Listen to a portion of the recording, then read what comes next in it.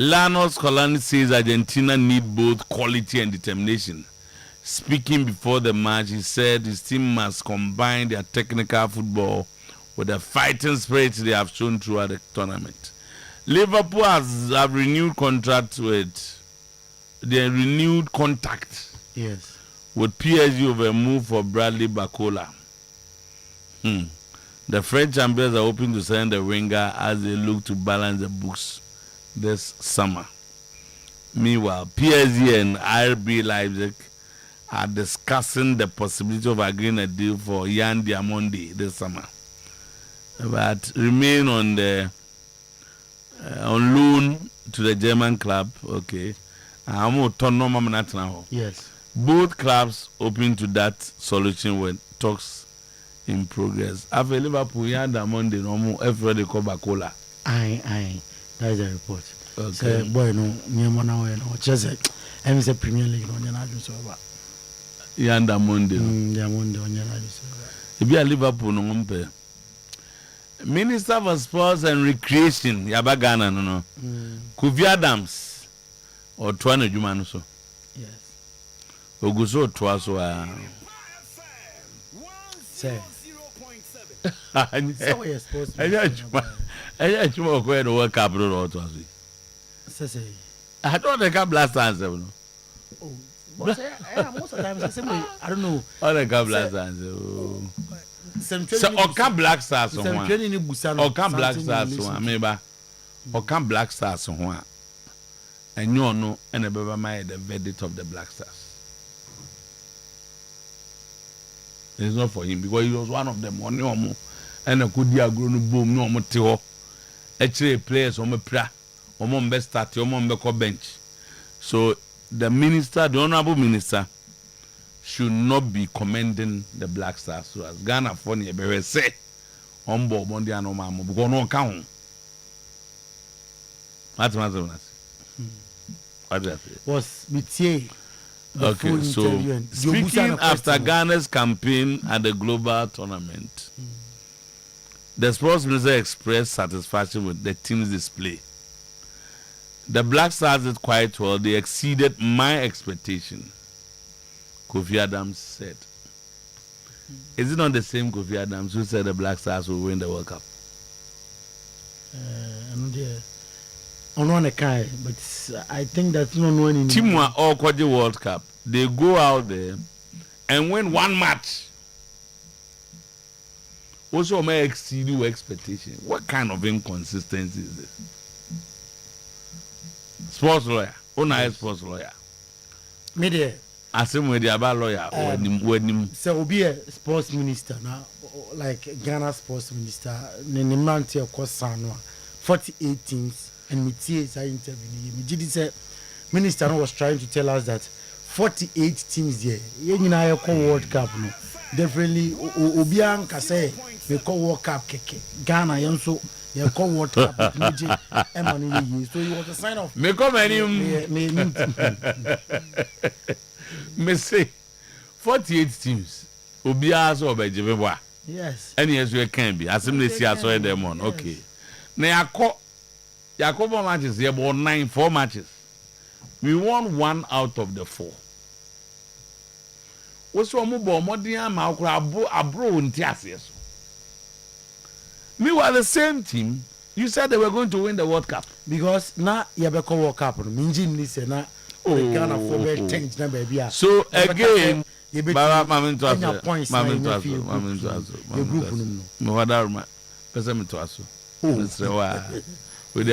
England.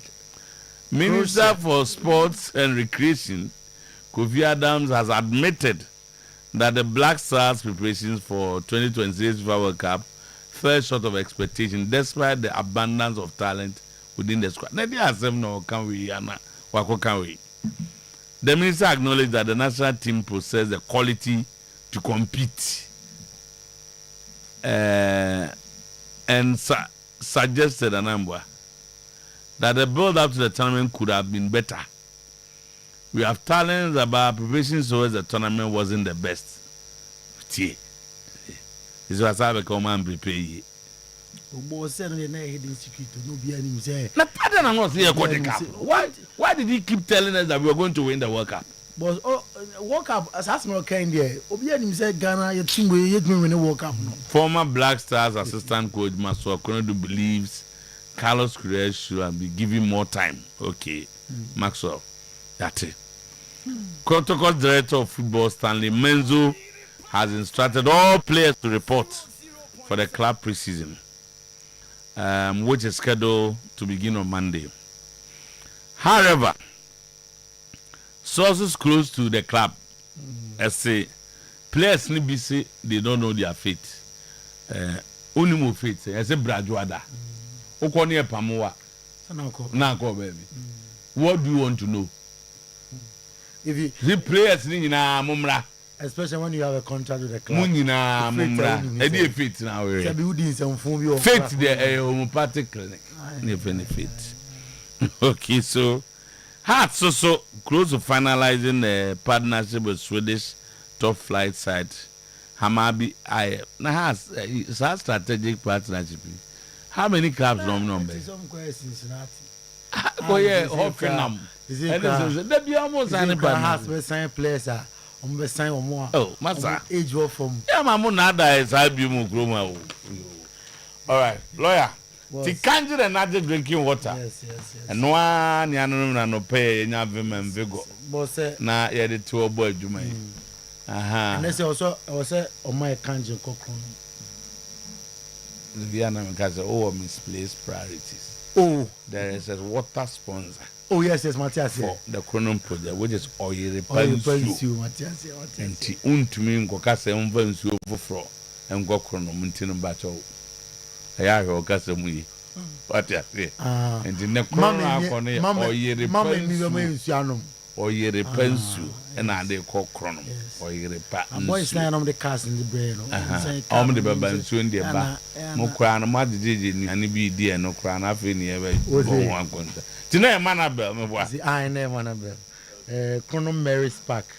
I only had the commentary in the Not Sunday, so that is the final. And the boss, and I'll pay the boss player a bit crime live on Oyerepa 100.7 FM, live on Oyerepa TV. Ye konko funkroso and someone AD at Dencheche.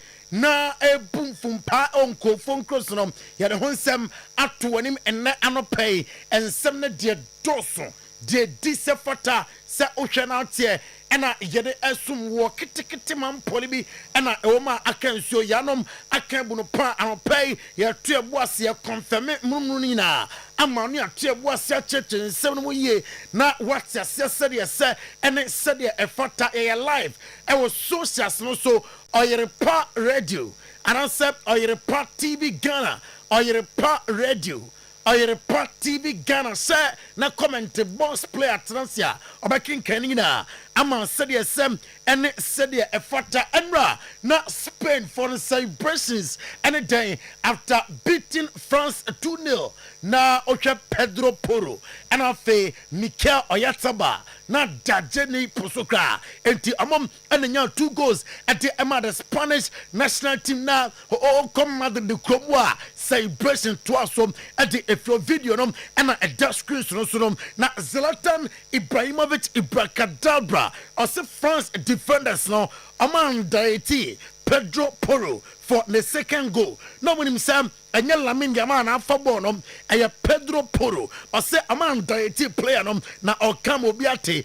This is a team. Omubo as a team. And yes, be an individual play be bomb as a team and kakra it is a Spanish national team ultimate to finance na Luis de la Fuente a manager Emma the Spanish national team and I'll say the Marantenum tactically no amuya discipline a juma amuya ahead of the game my game no a full at the Spanish fans nina munisa enra enyadia se amuma space bia and obi ultimate operating with that space or you happy as a manager having such players omutimi bobonum eboboni ye or say or come obiate se Rodrigo Cascante aya fitting kwa ni position ye ni player bia no we are obetimi edina compel Rodrigo Cascante, Luis de la Fuente Dia and Patrice Evra sir ono de nasam nyina etiawa Lucas Digne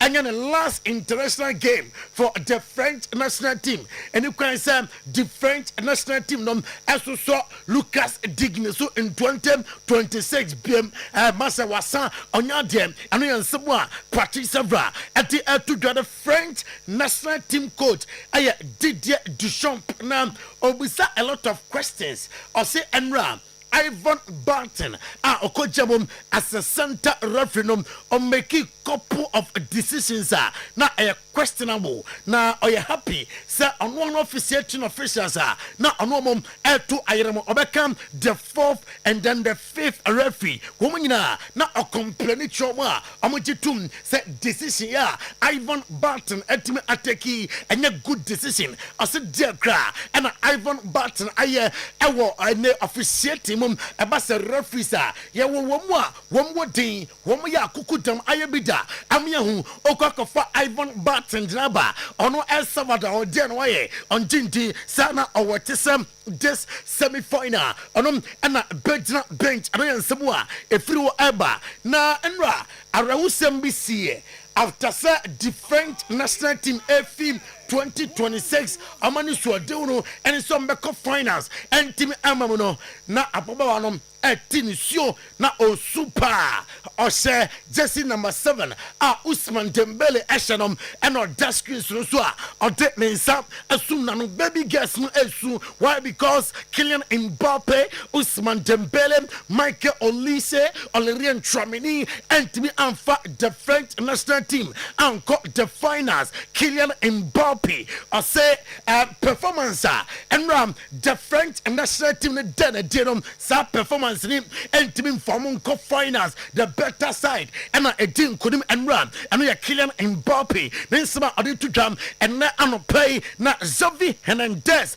on Spain win over France and I say way one of the best Spain version team what team okay Fabian Rio na okam mfimfiwo okwakonya Dani Olmo na unya Rodrigo Cascante Emerick Laporte Pau Kubansi ebo as two center backs onya Pedro Porro na wonya Marco Correa as number 3 what a team osem amo bobonye and amo bia any etime ejeye Thierry Henry ate atudwasa no kranie ono so oni omo kase Rodrigo Cascante eya fit nkwa ni position ho untimi mfam obintotom Rodrigo Cascante ono obi obekasam eya adwen na Thierry Henry and say eya William Saliba Plano enti enenra the French national team entimi anchor finals or say on jindi say na okunwe eya Maxence Lacrosse moko na eya William Saliba or say Saliba Plana and o catch on one nom to on say rabi Spain will qualify they say Spain for them the ball back defenders no so omunsuo wombabam dingina kan bi enama qualification woman sa antimi anka yanko Professor Arsene Wenger na so ahead of this fixture France and after Spain are to jump say a very difficult game now so far the best team and World Cup Spain good football Emerick Laporte Pau Kubansi Rodrigo Cascante time daso Dani Olmo aduma amobonom efe na Professor Sensomna Okayeno enra obia huye against France yentie Professor Arsene Wenger. Real question for me is Spain, if one team is capable now to beat France, I would say it is Spain, because they have a technical level that is better than France. They have a quality of a team play and the culture of collective football that nobody else has in the world at the moment at that level. So this is the decider between the two. Of course, physically, France is stronger. And no, Professor Arsene Wenger nsema ade atuja now Marco Correa mabano so nemom Thierry Henry echechemu the Spanish football philosophy eboye ema the second goal ebaya omu silly game no yentie Thierry Henry kwan fa so echechemu. I experienced it as a player playing against them, as a coach playing against them. Experience it also with Barcelona, playing with Barcelona. Is you need to understand that the ball move. Everybody need to stay in their position. Trust your teammates. Let the ball fly. You can see they open up every time to attract the team. Movements. Nobody stays in the same position. You see movement, but you stay where you're supposed to be. Olmo went up. Fabian Ruiz went down. Now they play wide. They attract you again.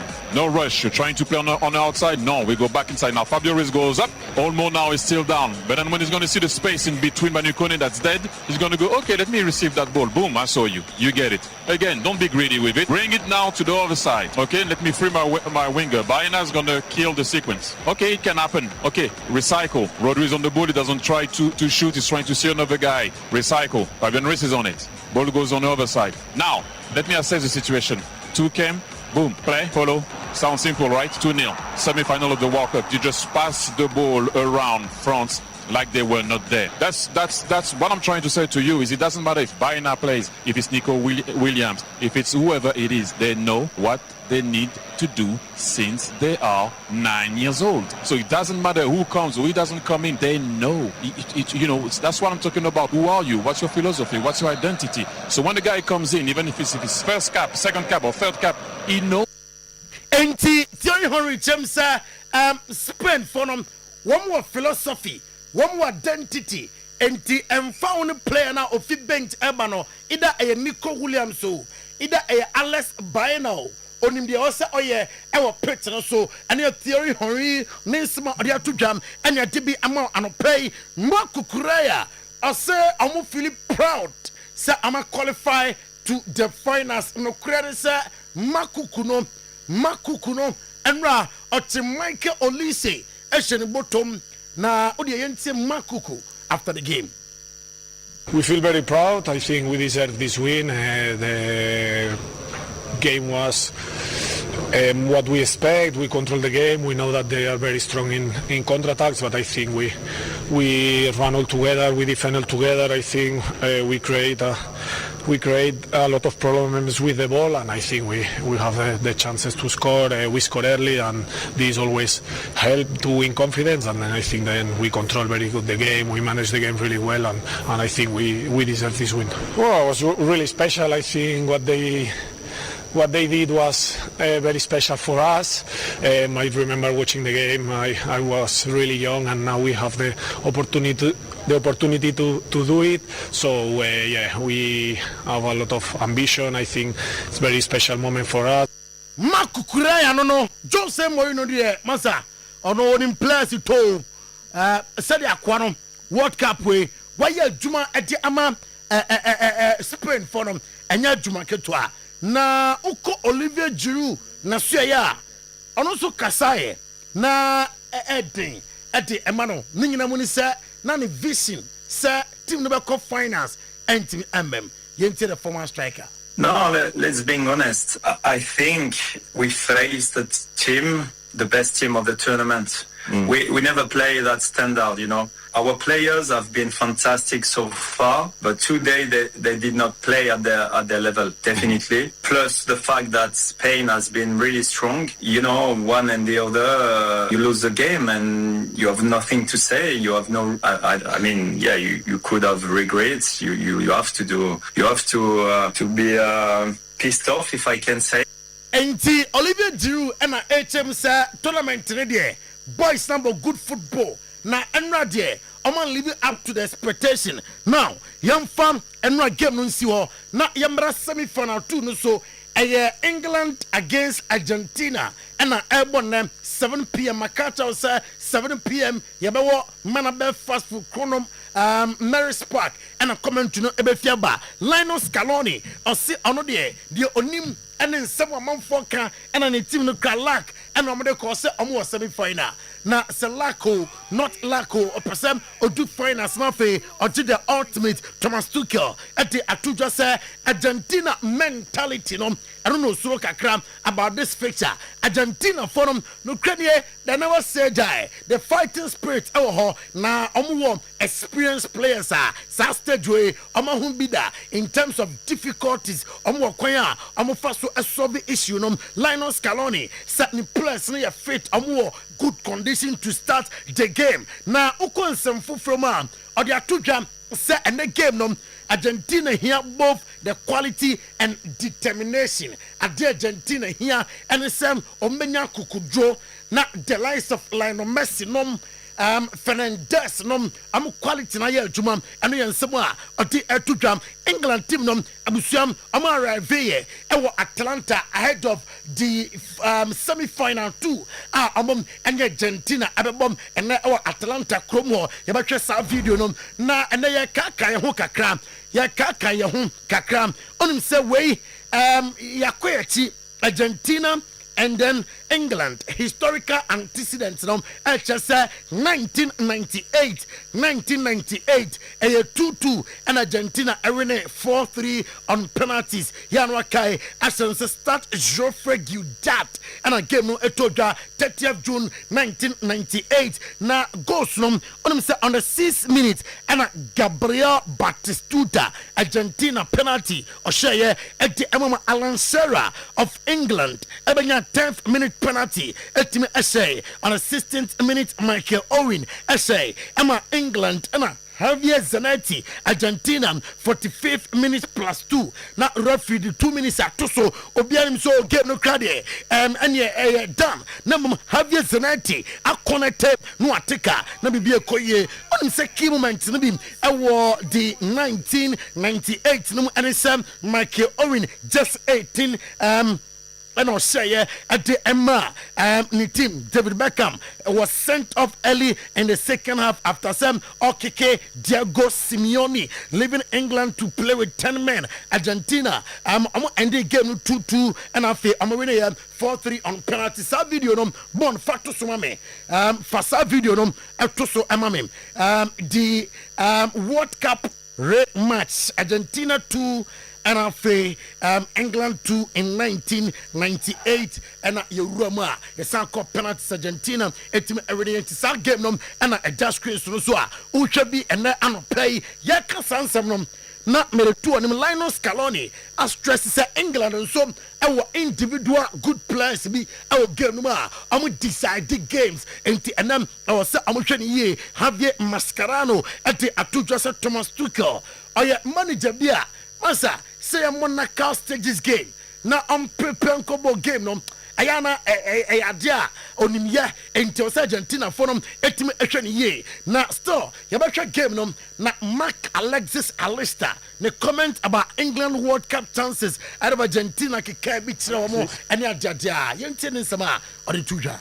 No, not surprised. I understand what you're saying because it was an interview that Jamie was doing at Liverpool, and it was a bit of a joke because at the same time that I said that they were not going to be in this situation, I said that they have amazing players and a really good coach as well. I'm not surprised. Magehi, I know a defender. Emma, the 3 lines of England, I say pressure there. Pressure behind England so. National pressure one so. Argentina, I'm gonna press them defend the World Cup. So I'm gonna press her. Big game with big players. Both sides have great players, and when you have that, it's just going to be a good game. You know, it's going to be a fun watch, and one that we're going to be talking about for a long time. So yeah, excited. I mean, there isn't pressure on us. Well, what's the pressure? The pressure is the onus is on them. Thomas Tuchel said, yet in some trouble they can't say, openly, it is confirmed. Say, Argentina is certainly lucky blue jersey no. Or body at England. Somebody never can fall. What you say? You talk to the one person who is not aware until tomorrow's warm-up in which color we play. But you can. Argentina plays in blue and we play in white, and that is because Argentina is this a lucky shirt, or they chose this. No, it's because we're a team, mate. No, I would have done the same. If there was any superstition combined with it, I would have done the same. So. Enti Oko and some from Gary Lineker and they are two to say England. Abenya revenge at Argentina. Yeah, you could say that. Talked about it a few times over the years. Obviously, I scored the goal no one remembers in that game. But Diego's hand of God was the first goal. Pretty poor first half, actually, but it all came to life in the second. And obviously then after that, probably scored the greatest goal ever scored, because when you consider the significance of the game, etc., it was a remarkable feat of genius from the little man. But I wouldn't say fond memories, but kind of real memories. And it former England captain Gary Lineker, somebody to draw and your DP, I'm going to pay Don Carlo Ancelotti. I'm going to say, I'm going to 2 targets on the Copa America 2028. Now, for first qualification for 2030 World Cup, also on topic group Nanyasa, World Cup finals from your first half, we are Kai. You 30 minutes plus no recess. What dressing room hall for 30 minutes. Ningle say man for be performing and ni jebe koso and some point second half no etimi aba Liverpool say ambefa Bradley Bacola Benmouth Eltwen Antonio Silva abeba be adwuma ede am Morgan Rogers is Tottenham Spurs enya brepa so ambefa Morgan Rogers akoka players already am sign omono ho yenyina so anopai na yemfan ko phone cross nsem nom and see on the show live on Oyerepa 100.7 FM, live on Oyerepa TV. Now, boss player and Ebu team no eba abetransna fe analysis dia kanyina amode atoa so nemo ma yani ABA Herbal Clinic in common ABA Herbal Clinic omo specialist eba se yensa eni adia ni adia p and omosa. Good morning. Good morning. Said we are fine. All right, inti anopai yenti mwe. Yada say ABA heba asue na nano pemide wo adri na oti ABA nkape no hu se wani hu nkomo ene ye ba bedie eni yade hu hia pa enipa ye kwa ye benyina ye ni da bia me se wani me ni kra agusu na ye den ne beka ba akope na na hu na de kra hye se de wiase besi kra akode ama wo be de watene wiase eni je be kwa na so ubenya na watene wiase enu nti nano pe wote ye nka se pa me srew ebi ana anya wo ne ye hu nipa bi wadanfo bi wasori ba bi ana wife bi wukunu bi ana waje number ne de ama no pa wo because yare de ade a ye pa so yare meso ye wo a unhunu se de ne mesitiye na yare beso ye wo na abehunu se se anya asem keto na fom sa enkankane se wani be ye wo ya wani be fra na unhunu ade ewiase kra be de na ayede de ama enu ntina no pay ABA Herbal Sofo Rasta osofo 3 days say baby a wani na se yakwa kodro huni se ni da so asan fa bra na so ye oba e be hwe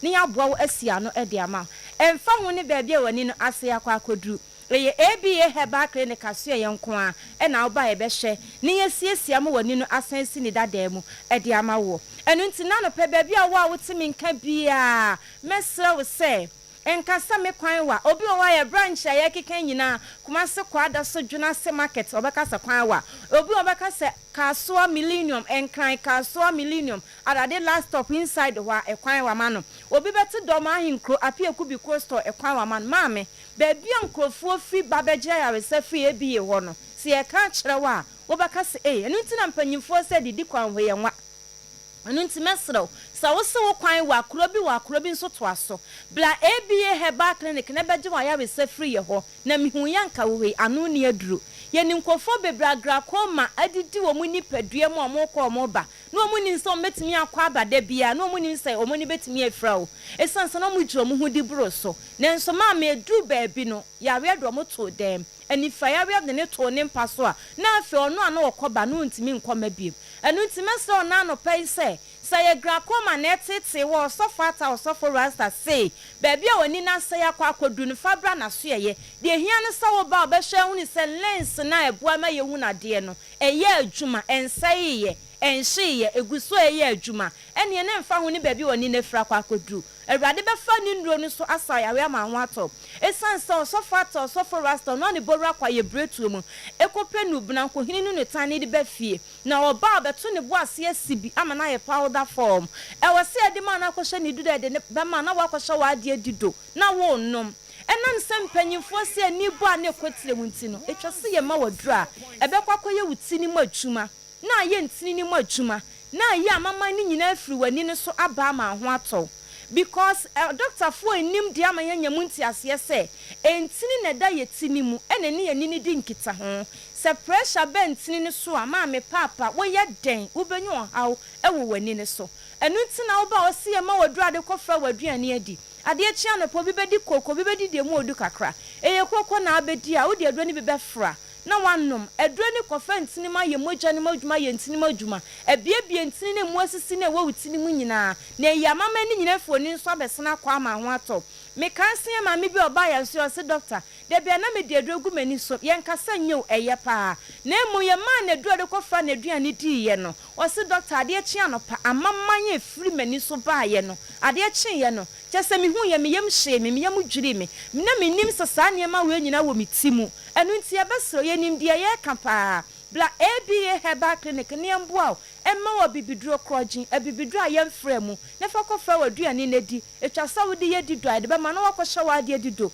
na wo num adona ye ntini madwuma ye moja ne madwuma esiesie ni na mani na sanso esini dademu esanso onu kuto na awade du tumi nimde enimu ahode de am osofo ata otimi wura kwa ye breto nkopan han papa deba setwa konkusi eni aduaba ne fa han nsa yare a na aduaba ne yedi han ne de ye ntimi fa nsa yare a na kire se tumi wa han muti wo so odi tumi ni so mani pa ba ko a obetimi ehunu han kora wo se ogbowura kwa ye breto ma otete na odi be fie de be sa yare ma wo ho etimi to na wotinya to udwuma udie so me pa cho grako ma yare a ne ho ahumti ye pa grako me fe ni hintafraye de bia doctor tena so ma enya ntiase se grako ma yare betimi no aba betena emfie duni a chire kra na wonim so nya grako ma ni bi enu ntia besrew symptoms of glaucoma bi kwa be kasa de na be mama hu ni se me nya glaucoma ni bi ye de nya obi ohonu ma doctor di kan aka kire dada so glaucoma ni bi odo ada no ho so enu nti ote ye nka oba ye bi heba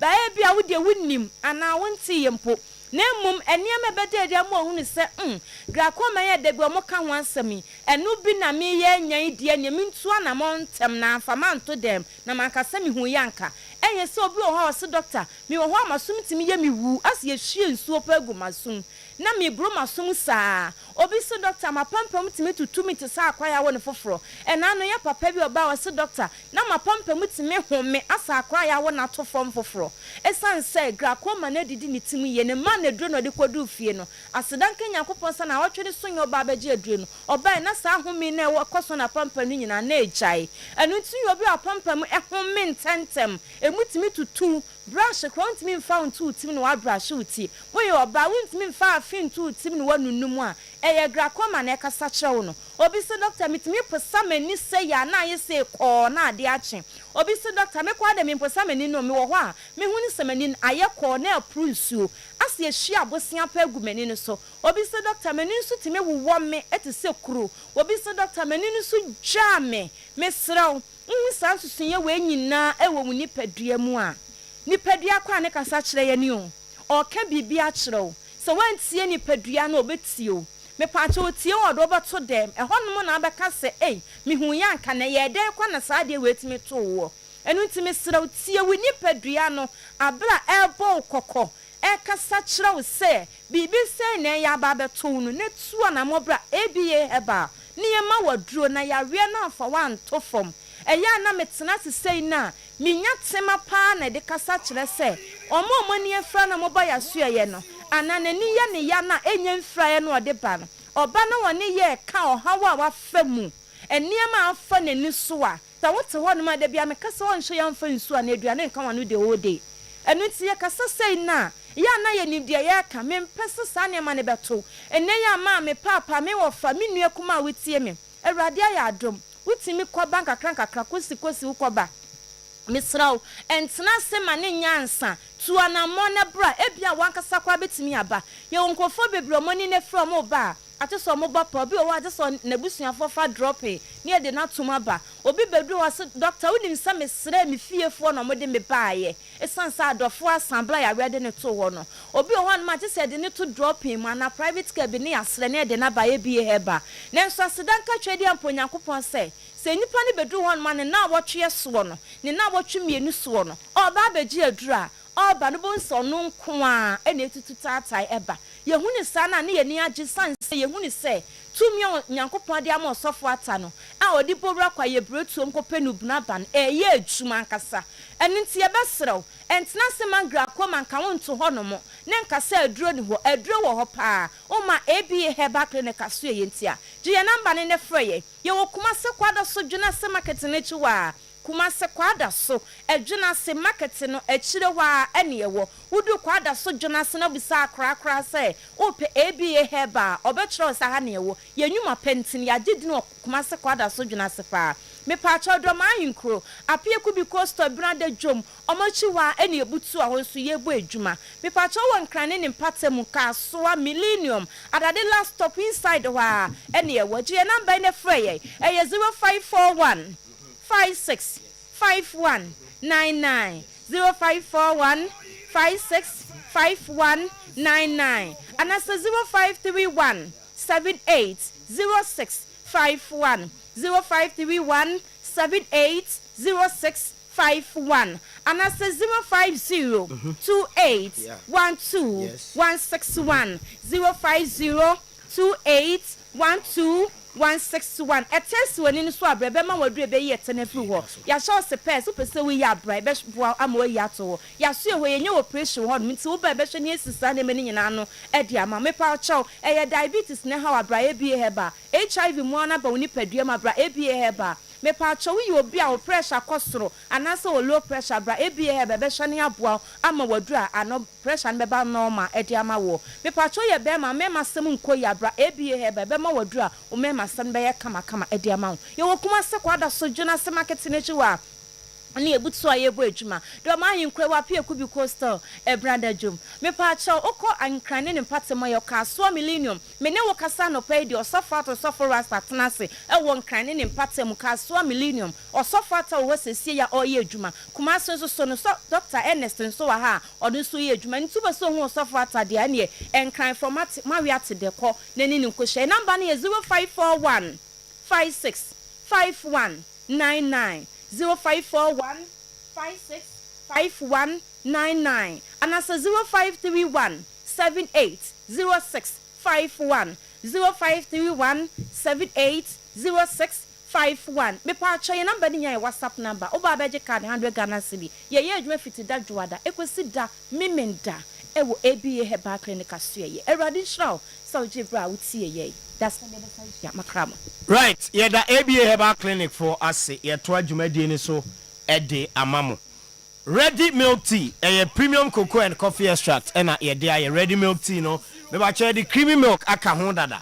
Enti wa bra, auto ready milk tea, no him say, ucheti anopa no anum, u breakfast anopa, and sanwako adjumasono, and ya dia stress bia ewum, nsu share, and asensu nyunu ena uhia. Eya de bia mekase tea no. Obia ne said the opene de obi opesane de ehyepa obi opesane de e warm kakra obi ho a opesane de e nyunu ready milk tea aye in such a way say ensuo bia ade begusu bia no me ba cho kanu mu a enya ade a ebebobo e ade a ebe fra kama e de ama said be a ubenya tea no ne taste yo cocoa any chocolate flavor e bia obetumi age said the ope ode ready milk tea your Fiddy Ventures eho ena dodo na ye de akogu o Kumase Pampa so Nanaya Enterprise KJT Market Don Candy Stores e wasafu UMB Kumase ye distributors are omoton e de amayen eno no enkran ye the Lord has done it enterprise e odome Atakwala Enterprise Onima Market Bet Abi Enterprise e Okanshi Market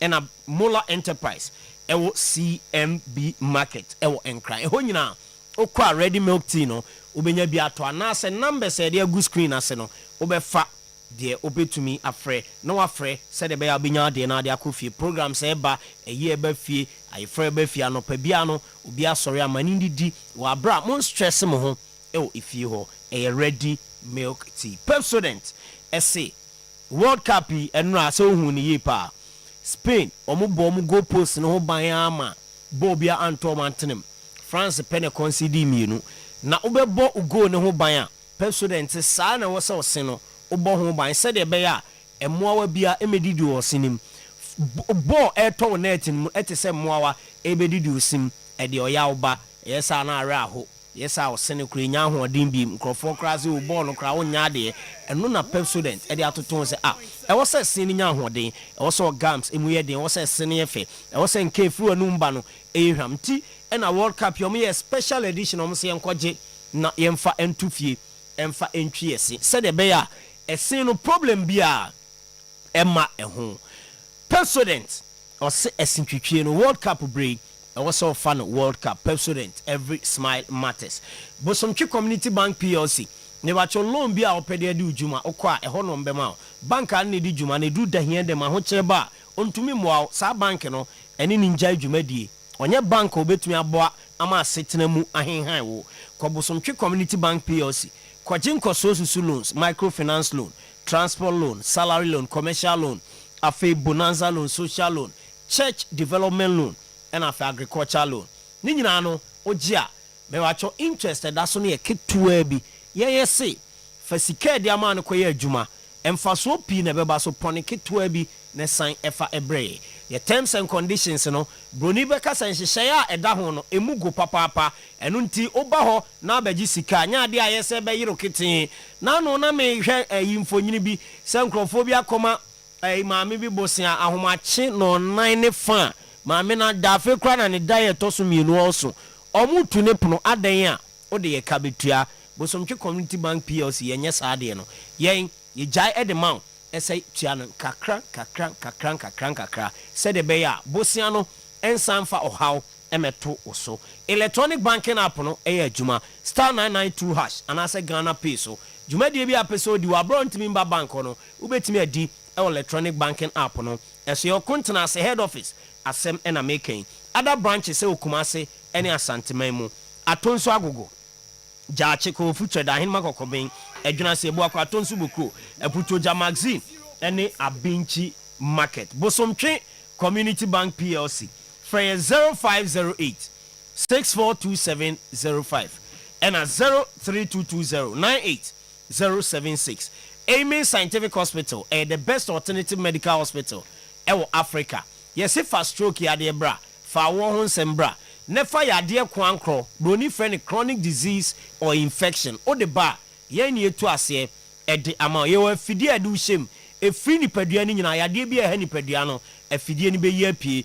Enu no yam akoma akwa aduonu na FDA agye atum ye de bi kan wa obenya yaresa. Kuma se atwema tachiman kwada so fo ase kwan so ene wo. 18 other branches Ghana ya to apete ba bi abekobia no obenya boso Amen Scientific Hospital na watumi atu yade no ase for 0277 001234 0277 001234 Kangen Energic drinking water alkaline water ni pH no was soro papa na onom Kangen edi dwumadi pio ni padua ni mu eboa acid free woni padua ni wa bra ye di nuane anwa aduane eni nsuo enye papa free system ni manu nti ne kase a detoxify system no Kangen Energic drinking water minerals bit say calcium magnesium potassium and iron ewo mu a eboa emani padua no enya ahoɔden na nyini from Kangen nsuo no ebo liver o kidney ene wakoma enso ban red blood cells white blood cells benya ahoɔden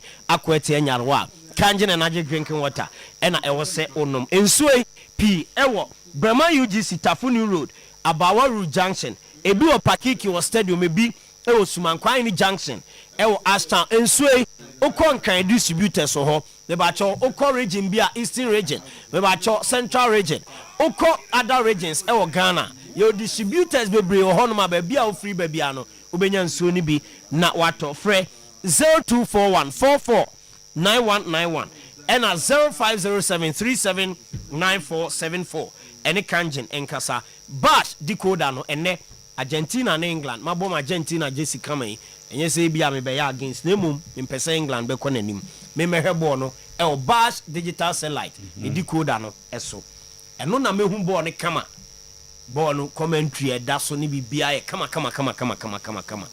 na bash digital satellite game centers hotels guest houses restaurants and individuals mo magim decoder ye be installation amamo ye be recharge account your packages are very, very affordable. Report junction ship mu eho ena yewo for 0556 287757 one enkasa.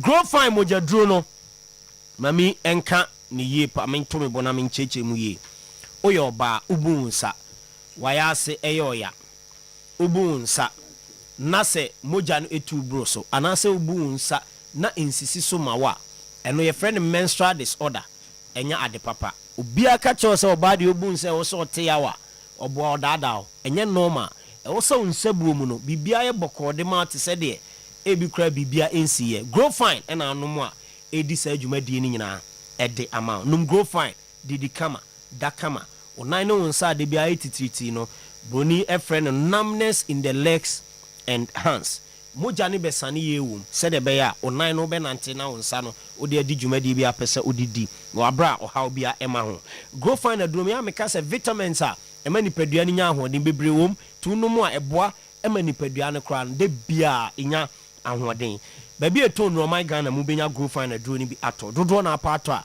digital bar clinic Kumasi amekom run about Bank of Africa nchen pay eho ena ofa bebre na free 0244 596532 0244 596532 grow fine makes you grow fine yagina no so e de aboafo ho nsem no de edi kan kra e de esi still live on Oyerepa 100.7 live on Oyerepa TV live Facebook Oyerepa Radio Oyerepa TV Ghana show no enti ko root was on fat translate solar for niema no mate emrana meje de atumsi ye ni solar ho nkomo boss so nim solar minimpa na say power fluctuations by wo hwa na kane ekọ wo hwa na dum wo hwa yes low current me kra ma me kan che ona zem TV say o ayi bim Debi anyi e kane bai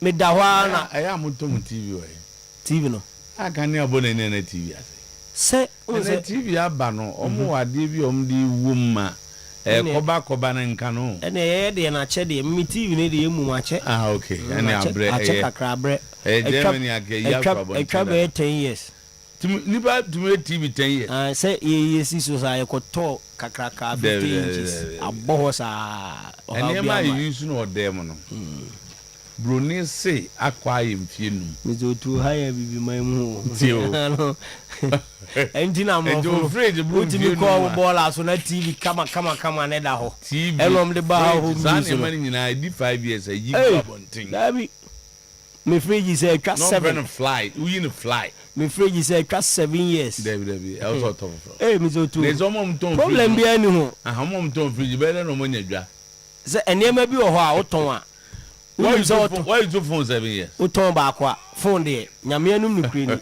enema na ehye ho no etimi gi fru nsem kra na abo ho na screen apai anyway by fridge de esifa ako enema yi su no ofom si to ya na che atai mfinu no ni pa bi atie no atia atai mfinu also san TV dabi ene also san fridge wo nkonya gu dem a also san nkonya no kra de polytime am toy from 2013 mesine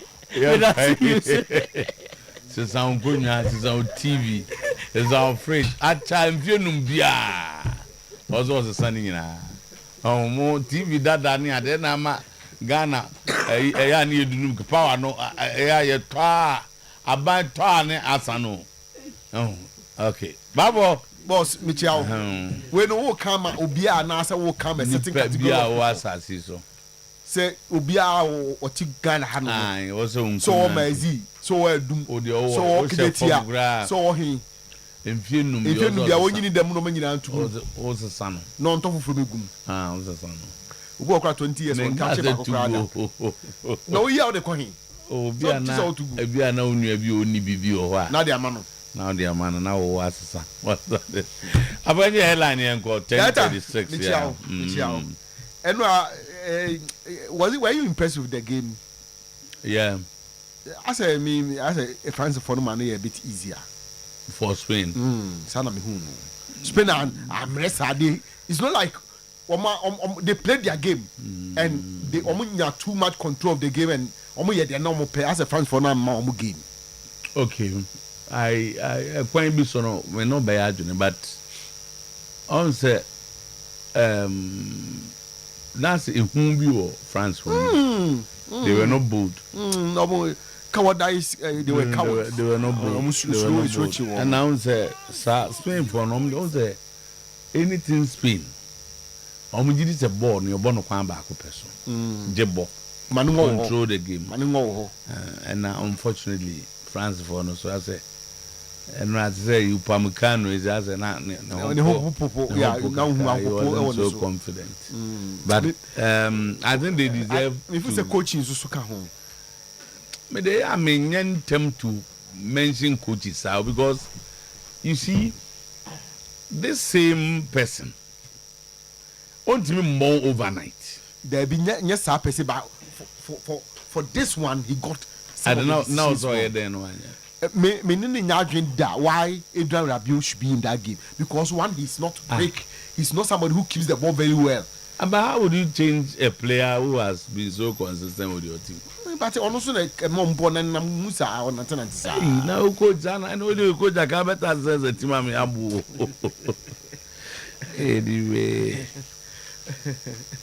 Tama, Yankwe, the better team won. Of course, no two ways about that. I know dear. You will be any excuse. Madam for prisons in the frame in the board for say boarding a penalty. I'm saying Obi Kukumo be say Obi Kukumo be say we say penalty. It's you know. Tama, I say the Blasters exceeded his expectation because we had a poor preparation. I'm getting worried with Minister. The inconsistency. The all can say. So what preparation is no dear. But you told us we're going to win. Who said I know the pay senior coach in the and assurance coach in the man. And now the so they can some of the kind. Coach in the kind of coach. Me did say or preparation for members some coach. Oh say or preparation in year. Or the coach in the catch minister and the better cap. Tell them say or money be catch no. No, minister say so busa. Coach Ben and Becca so coach work up. Coach Ben. They are some about for one per okay. Now it's Carlos Correa. I say I'm not to no economy in Intina now Kaza. The economy. I'm not to no economy. I'm not aware, and that is not even the discussion. Mama just say, when you tell us you are going to win the cup, now the economy will win 1 out of 4 games. What's the exceed your expectation? I don't see consistency here. I see based upon the preparation we had. Now you call work up and prepare me. When it on the penny do matimanti penny kasa. I was a final. That's why some people disagree with us. See, the minister should not be telling us what is going on at the Black Stars. Kakra ye no, but oye minister.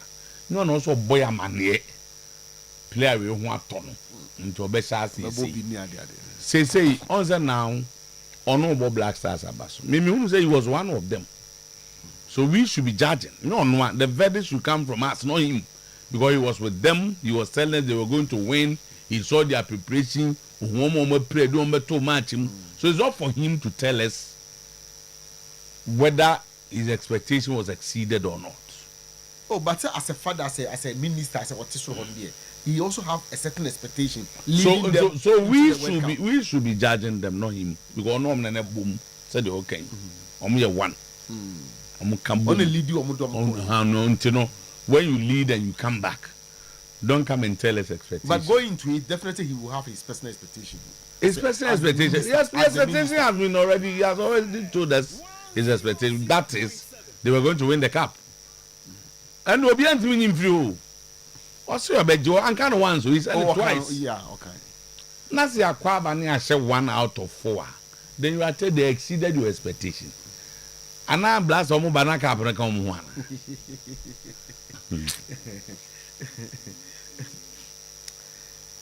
We couldn't have gone to the World Cup with Namibia coach. The Minya Kofi, Minya come out in change. Kofi Zaki to friend Jawajo. I say, the Jawajo coach in Ekunyam and was the baby. Yamfa coach from Fanko. And also, on Abu Kofi Adams, Yaba, you have become Wasam Kakra. After not 2 successive CVCA alliance has entered into another alliance. Tama house omuko Germany and omuko US amfa they say no omuko you can say omuko Sweden to omadwane Swedish club via omuno my alliance, and with this time the focus is on youth development inti and also so yaba na chese no so no yaba be ka ehho asem na yaka Tama precariousness hate Kotoko players as uncertainty hangs on their as a crowd on their head. Information I picking say players no be say you see yes one rank no more pre-season almost I don't know money menzo share ye more feedback so what na say you need to transfer say you turn say any day no answer what say pre-season home rank why not say no penyin no mu share for free players no mu share ye nka hwe nkire obi a ado ma tisi atwom contract wana say wait no you say obi a wo ho no mo say ma tisi atwom contract you say no say o ma tisi atwom contract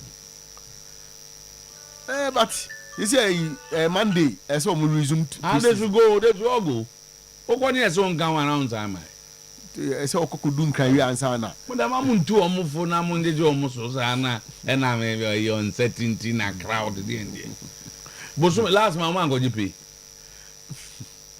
me ba omo uncertainty last man do mu pay ama say uche nka o meje na for your trial was uncertainty boso zo mu nko bank say tama na order na person we meeting if you meeting na papa but I'm saying the omo meeting we no your salaries are paid me boy and you have fraud as uncertainty bible so they are no agodiska uncertainty ben mamu njeje omo so sa no mo nko uduru ho na so nka ho a ye be ka do se ko wa blast and to call bank or you pay ko to ko bia ye frɛ sebra enti daka onse papa de ka so omunya adakoja ache enye ready enyo masem enti o so omum ranka enyo masem to mko sati please omun ko omunyina wa boso so agiska bia ye frɛ ko adwuma enti Monday there ko adwuma definitely no na he worked with Menzo.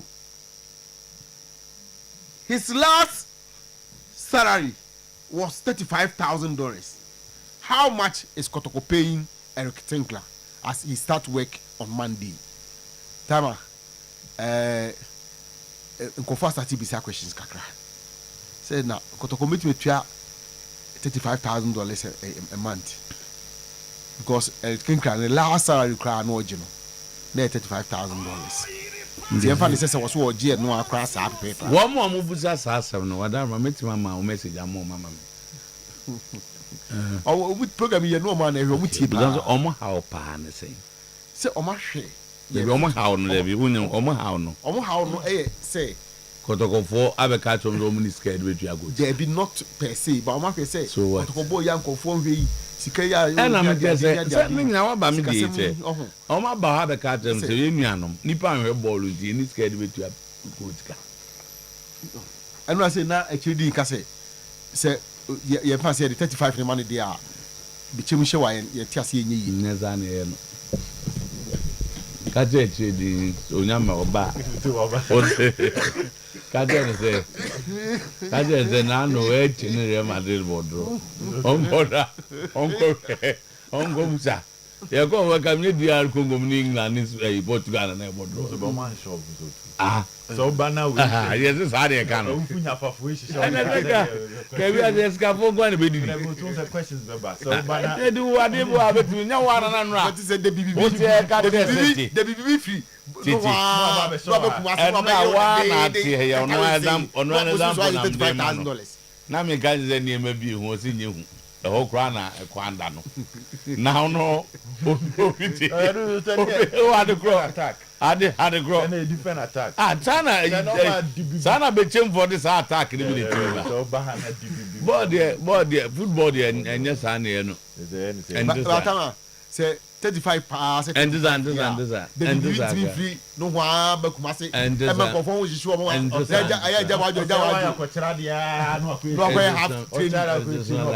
not like that. Yeah, hear him. And then no, we have to buy much go number. What's the level? Oh, level.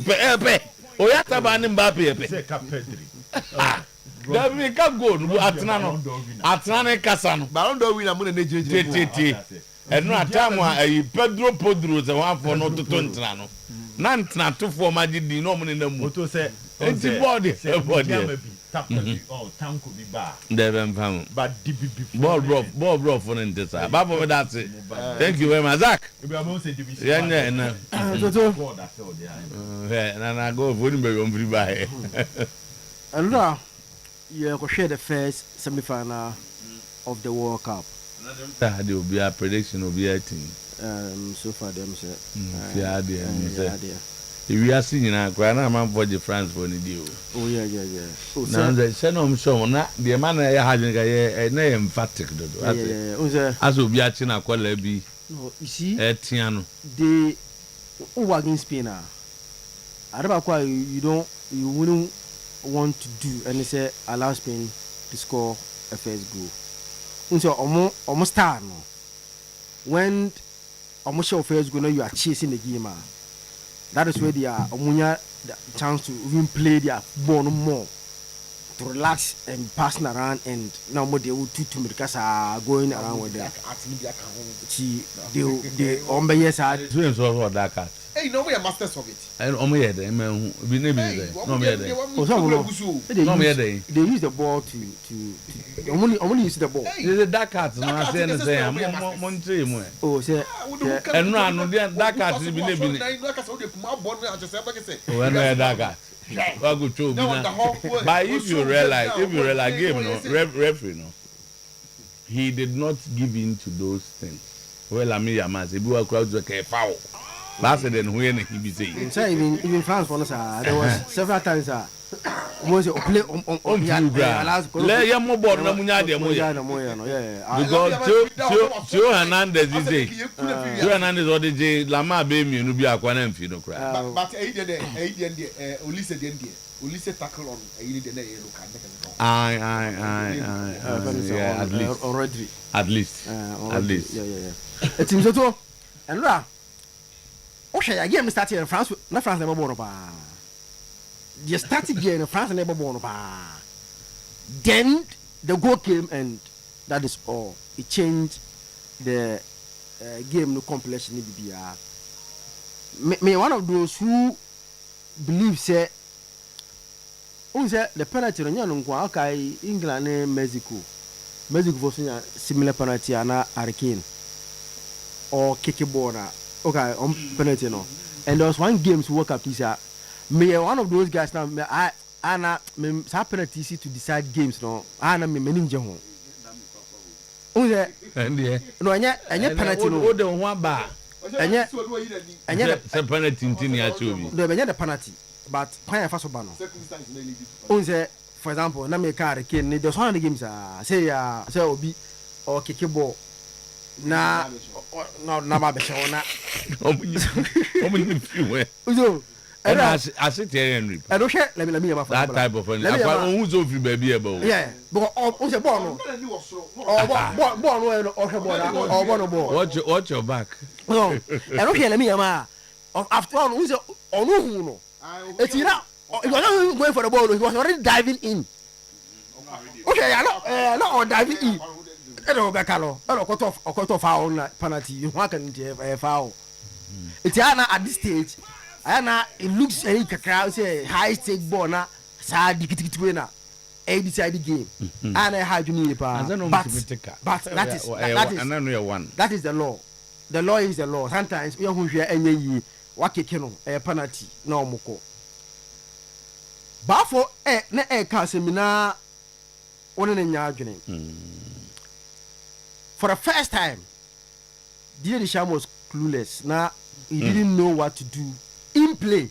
Say, oh, and why? Yes, why? But in play, there are more coaches, and they say how you read games and Mr. Noah day. No, what's someone sound who say, no, dinner.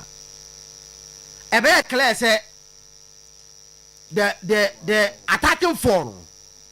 Mr. Name for the first time. No, say, and yet, the two and problem. But, and after program, me no be doing come and say, we have never seen a perfect team winning like throughout. So team be say a club national team so awkward trophy no or no a perfect throughout. Me see that oh you say. Says our team no or awkward trophy no throughout the game no a perfect. When a game that no chere no and as a team no chere no be see that. But baby how dey be see no problem no. Etibaka Spain for no omoji 20 World Cup no. They were like you didn't see first game. And you show them, then they recover. Argentina last year, okay, we didn't see group stage, and you show them recover. This World Cup, Spain they no SC earlier in Samek Kebobedi no. Washa, England mo, omo there in tentem. So, obi say omo game against DR Congo. Omo game against DR Congo. England, they had a big scare. Argentina have had that scare. But the difference between Argentina and England is our teams, and they say, some teams now, Argentina scare no. They are not like Spain. Omo they bet me at it until ultimately recover. No baby winning. But France are not lucky. Game no baby scare no. Against one of the best sides in the world of football. And we are Spain. It is our front four no. To a one day omunya day. Who's the football no? BBO. Say front four no. Omunya day. And the FIFA and the count and also amfa in decided way. And also amfa. It is baby a friend saying a coach no. Enya no wrong anything to do. Time na omo air struggle no. They had a friend saying options on bet change on the game no because one thing is very clear say na baby na do na say I found them say Arsenal for France so what have you do but that game na do no na say France for change on the game to now go direct football that was the only way they ever bo okay the Belgium there Spain for no when they realize say Enfa then they go to Lukaku start doing one direct ball because almost center backs almost near one so almost near bet me ask girl one of France bench so too oko bench almost Thuram baron e fele sengra Marcus Thuram almost wine almost Mateta eti time na mu ya de na pass in Enfa no only say dribble in Enfa no the easiest way to have played this Spain team here say now go direct football now the ball no go 80 balls no. But still now, he wanted to trust the instinct. Because but then Olise Enfa, Dembele Enfa, Kylian Mbappe, Okom, Bonumba Enfa, Bakola Enfa. Meanwhile, one weakness that Spain has shown at this World Cup, teams don't go direct against them. No. It's meanwhile or Chenya, none of them ever born you. Mateta or Thuram be am mama mboni bi eti eno de did show at least tactically yebono Luis de la Fuente yebono papa and Spain actually say omu great A game na zoto dey so betu no abo sa omu great A game no say e fam omu a say yam pass ball e fam omu a dey pa say any team even no betu no abo against Belgium na Belgium team bobo ni bi no omo nyam game ya ambo bi like sa game ya amba omo Rano City no no ibo bi ana why tell you tell them ambo no opera warm up no so omo Rano 16 game who did they Spain play but Portugal. Yes, Portugal omo nya sa game we but for the first time in this tournament game now but in the most important feature in the semi-final against the best team so far at the tournament in France. It's a good win for Spain, they deserve it. And Oman come and then a game Cassiana and Casabaso. And at the end of chamber, oh, in terms of eyes. So when the English are involved in everything, a new also seeing the because they are the English and they can't take the interview from them. Yes, but on one and when they are involved in anything, a new also, and I understand them to do. And the money are big because there is a lot of eyes. Another one, so the main one is that Messi is playing. Oh, so why are you going around it? And I said, I was working. The money are big, and it said Messi will be playing. You can add other things, but the key reason is that Messi will step on the field today. And we are in argument, and we disagree. That's what Aubrey and ice and yes. One word was solve it. England have been too over reliance on Jude Bellingham and Abrantia FN Hurricane. So say England has 13 goals so far at this World Cup. 13 goals now England for Ashelo.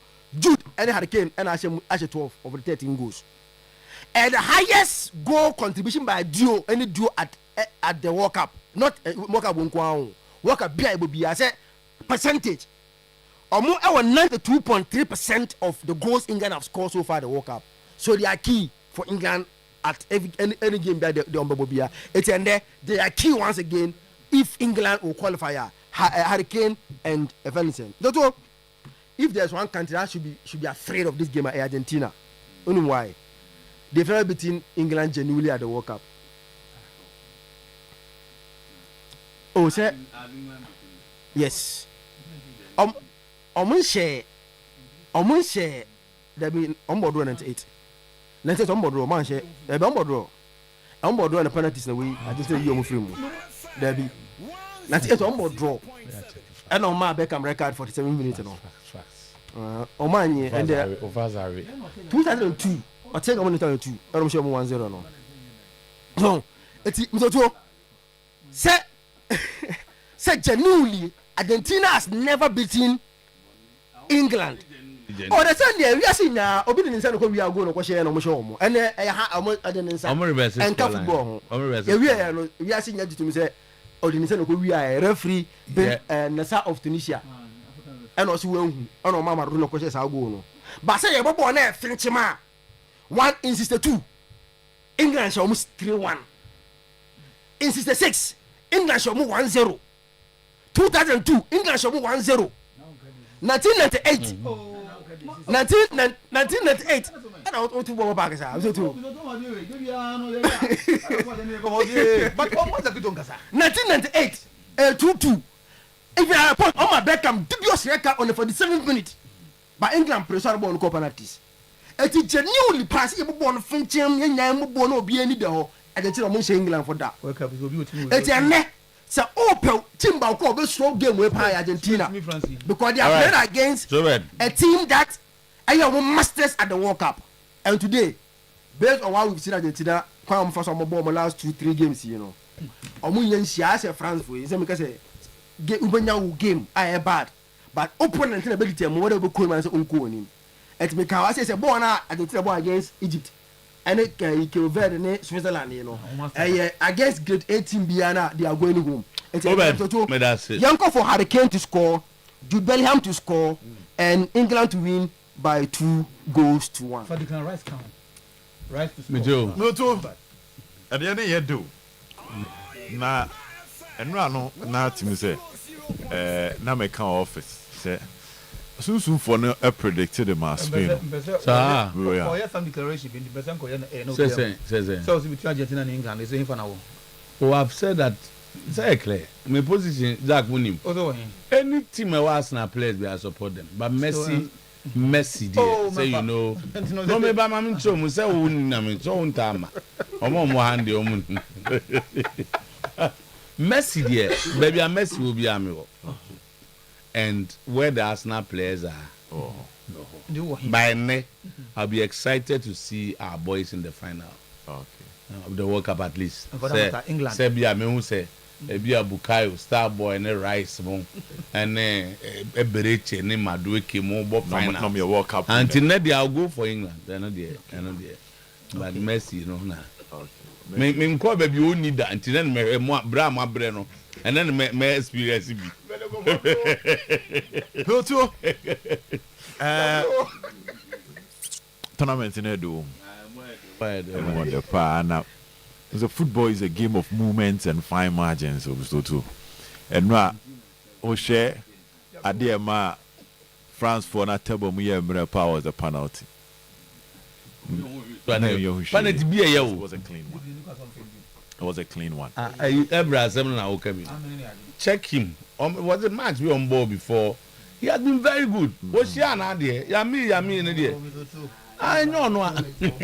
What defender you are cost own scanning around? Not walk hey, this defender say, but why don't we?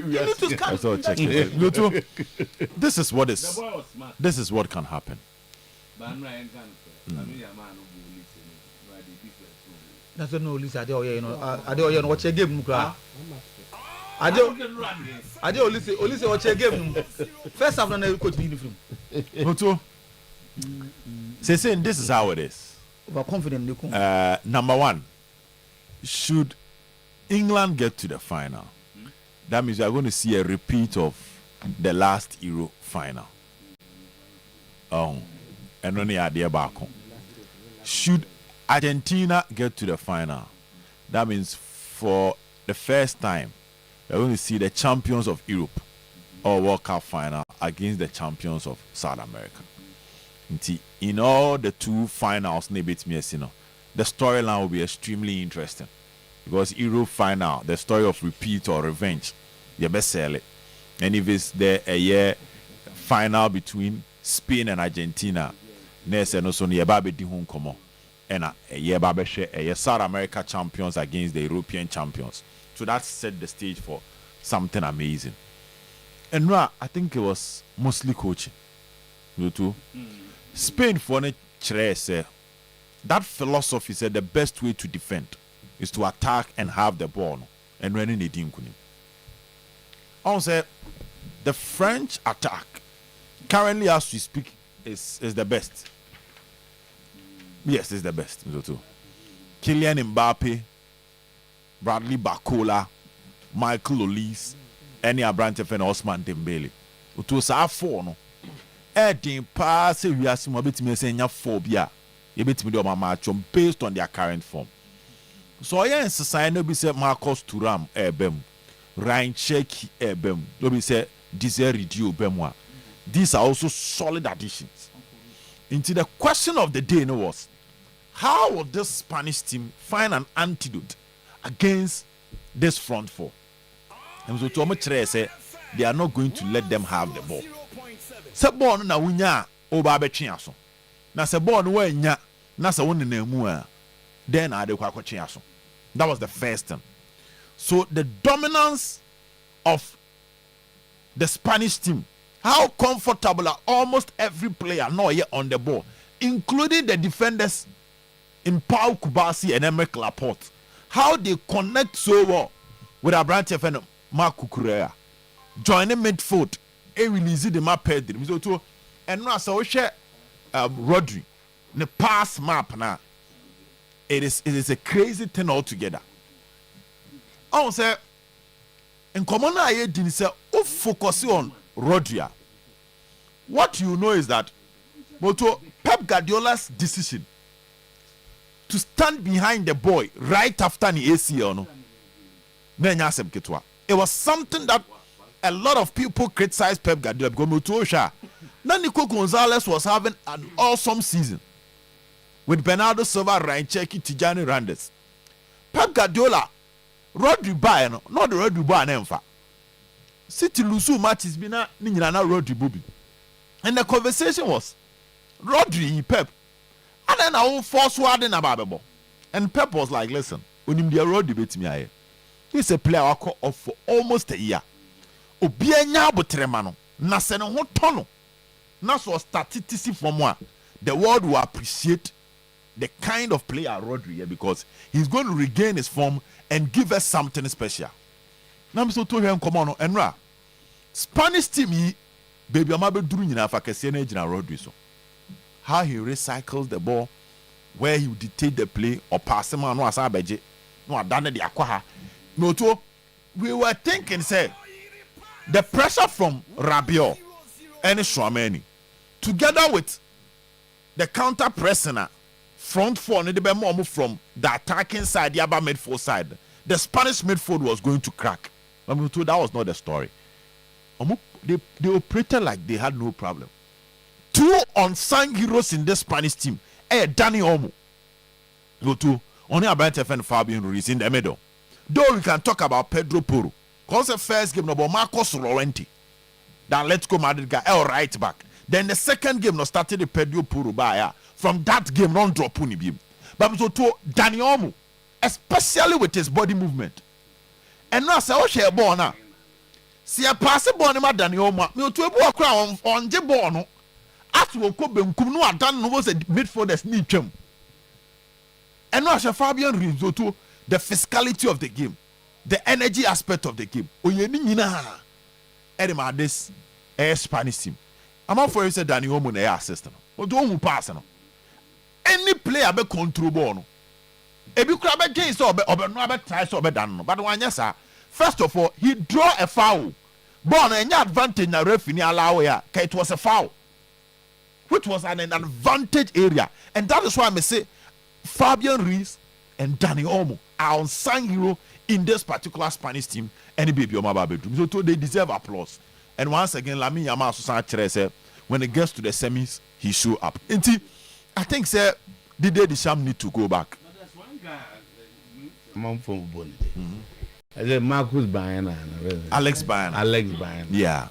Come on. What about Juman in the absence of Nico Williams? What tournament? Oh yeah. Oh sir. No, let's go Madrid. Yes, so let's go. On the next player, Diego Simeone person. Oh, you saw this on the show number 10 just in the crowd. In the books of Diego Simeone. Moto Spanish team your uncle for mu. Emerick Laporte. Oh, Laporte as a what like the Inigo Martinez when Barcelona team 2 years ago with Paul Kubasi. Moto help Kubasi age. Any ball we just our front for one panic. One any elementary mistake that will cause the team one pass a bobby and maybe a passing leading to a goal against himself or the high line. No to stadia Spanish team no. And now many head of sports were office na make cassette. Louis da Fonte ya debi. Now so se ball near hand fullbacks no be akọ. But now Spain when they are attacking he move to 3 back. Then Rodri stays just in front of them. It has a Pedro Porro nebeko. Ama Makukure asti. Ana Kukure akwa Pedro Porro be stay. So they always have 3 players at the back. And I'm so too. They are for to apply passing game no. But on far high line wuna nka ho. Hwe ball ni. He appreciates the threat of his opponent. So they don't normally stay behind. Though the movements are because the defenders not joining midfield no to control the game no. Passing ni be bebem there. But majority of the time na baako Unai Simon AP free line obe clear. They not killing Mbappe kon. High line ni be beto actually. But then tesa Hansi Flick there no. Into what I say wa fa we kakra and wa fa we kakra and wa create a system where the players can survive and deliver. And now they neutralize the French team. And so today Unai Simon Medisi no. On say nyina him say Raya and Garcia. Kese kono convince why but now so clearly I think say we prove say eso no an dem when they say they no say why yeah clearly yes Zubimendi ni Raya nyina ya jai yeah God moto born na Rodri born na Rodri and Fabian Ruiz I'm a Pedro Crat bench in them so I think say we must move forward yeah ko enim na game no based on the various predictions the odds ni favor England. Yes, England odds no our from chain. Argentina odds no. Any or more mukofikesi no. Even country to win the World Cup. These are 3 teams they beat me winning.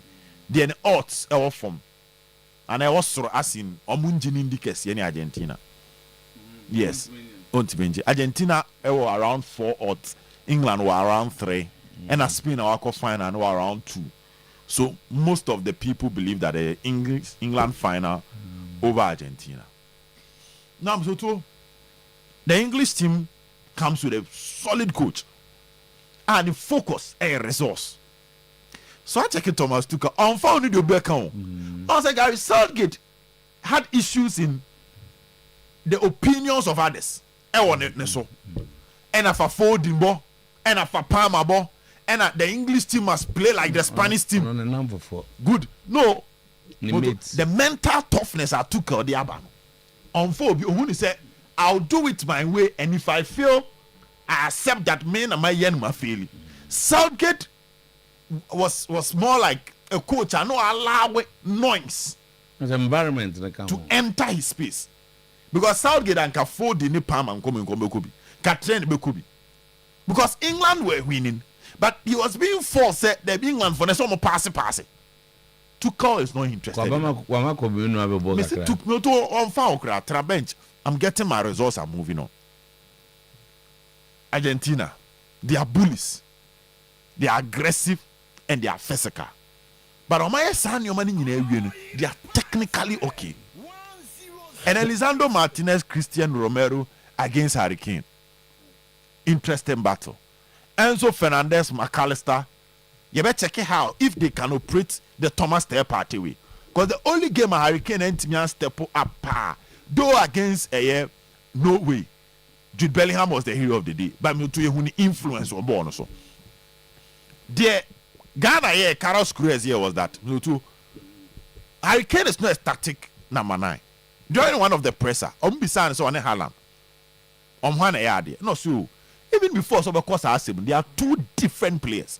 Haaland is a finisher in the box, or no, he comes back, he helps to build up, so they should even start that comparison. Though both of them will guarantee you the goals, but the style of playing is different. If you want to limit Harry Kane, you need to track and stop him. Barca checking Madrid. When Carlo Ancelotti won the Champions the last 3 seasons, Jude Bellingham scored a lot of goals. That template ni bina took Elafano. That template, it was Rodrigo and Vinicius na leading Madrid attack. Omu biemu say na Jude Ababe force 9, picking the second balls and the loose balls in the penalty box. But also checking the goals na sa na you. Okay. Oh yeah, I know I found the abeshe because Harry Kane will draw your defenders. Then Jude ever found once your attention is on Kane, then you come and punish you. So it's about how Argentina can stop the movement of those 2 players. All right. And the supplies from the wing, because the English team don't operate to the central zone, no to the far wings. Argentina is messy. They will bully you, they will frustrate you, they will tackle you. But their passing options will evolve around Messi. And who in the English team can stop Messi? Especially with the ball. Messi without the ball is next to nothing. But the moment of the ball, I apply now who know they are starting the damage. I would want to go for an Argentina qualification. Okay. Yes. Argentina qualification. Yes, Argentina qualification. For England. Jibo. Now change your position along the line. Okay, say draw on by now. Maybe Atia now can so Spain will go through. Yeah. But now, what your analysis in the Nasa done it. But Utimi, I said, me battles are a bit decided game. And Kesieba where na Medina Sopa was the Rodri Ulisse battle. Yeah. So Bekaya. Yeah. Say a bit play a key role and Lucas Dini and Lami Yama. Yeah. Unzi a real game, no. The 2 who says battles in me, no. Mom winning, and mom winning, money winning game, no. Even though you're in your score line right, but Uti, yeah, won't say a play key role we're not giving him. And the football cost work, I say a team sport and yet tennis. Totally, I say when collective play in an idea, a very difficult. So the individual quality of a certain team, which is not being built as a team, it becomes difficult. So beat me a winning. And Spain, ɛna ɛma yɛ answer to to saa asɛm yi a yɛken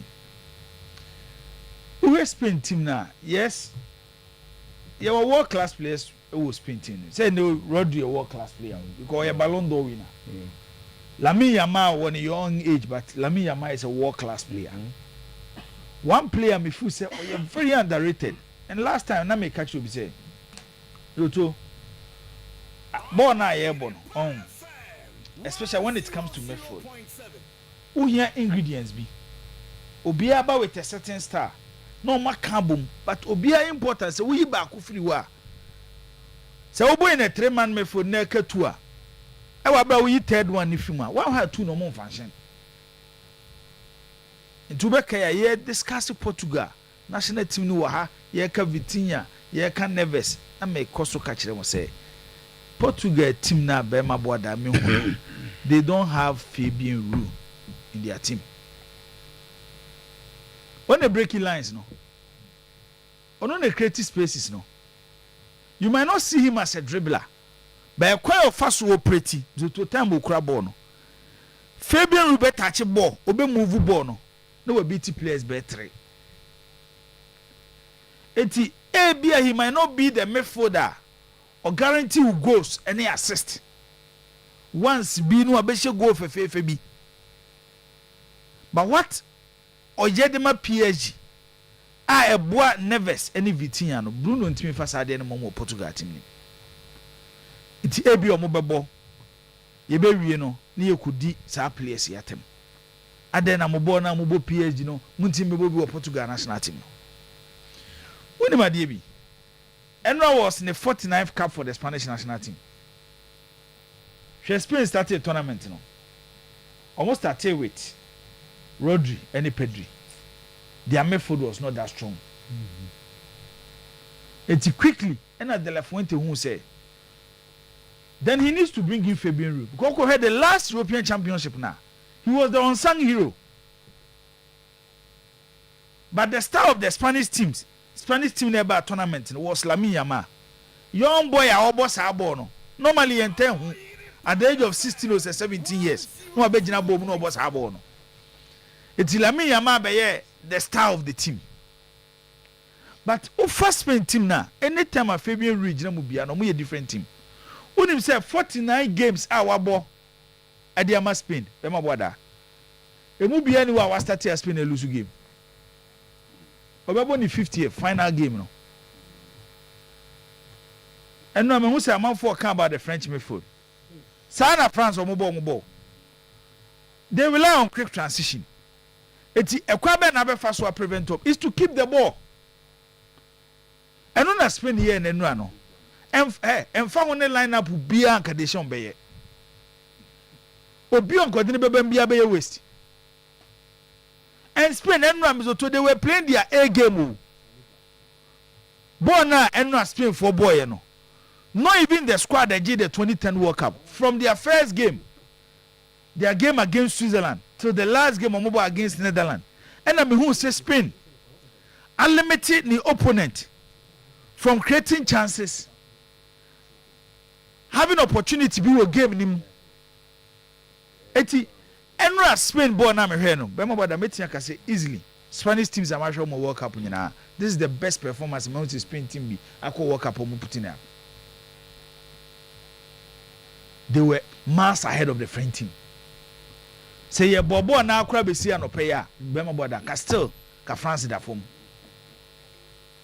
because of our France team now what is the strength of the French team they rely on individual players Mbappe Olise Bakola, Desiree Dio, Dembele. How many players are France for to rely on them? Enti, there were about 6 players. Omo di ene say, mo de momo de yankwaje ball no. Mo nyaje ball ni wi a, hwehwe Olise, hwehwe Dembele, hwehwe Mbappe, hwehwe Desiree Dio, and asa hwehwe Bakola. Because of their individual quality, but what the Spanish did yesterday, Hash. Amawa no be sure of find and be a problem. Amawa be sure of find because they and now start to listen from Central, like a number 10. and I wrote the in film with the markings how he was occupying spaces now police be dangerous no. Then a chain Olisa drifted to the left side of Spain. Then Cucurella. Even after say waji yellow card no. Where do you listen? Dembele drifted call the right side of Spain defense no. Ono sina Pedro Polo here no.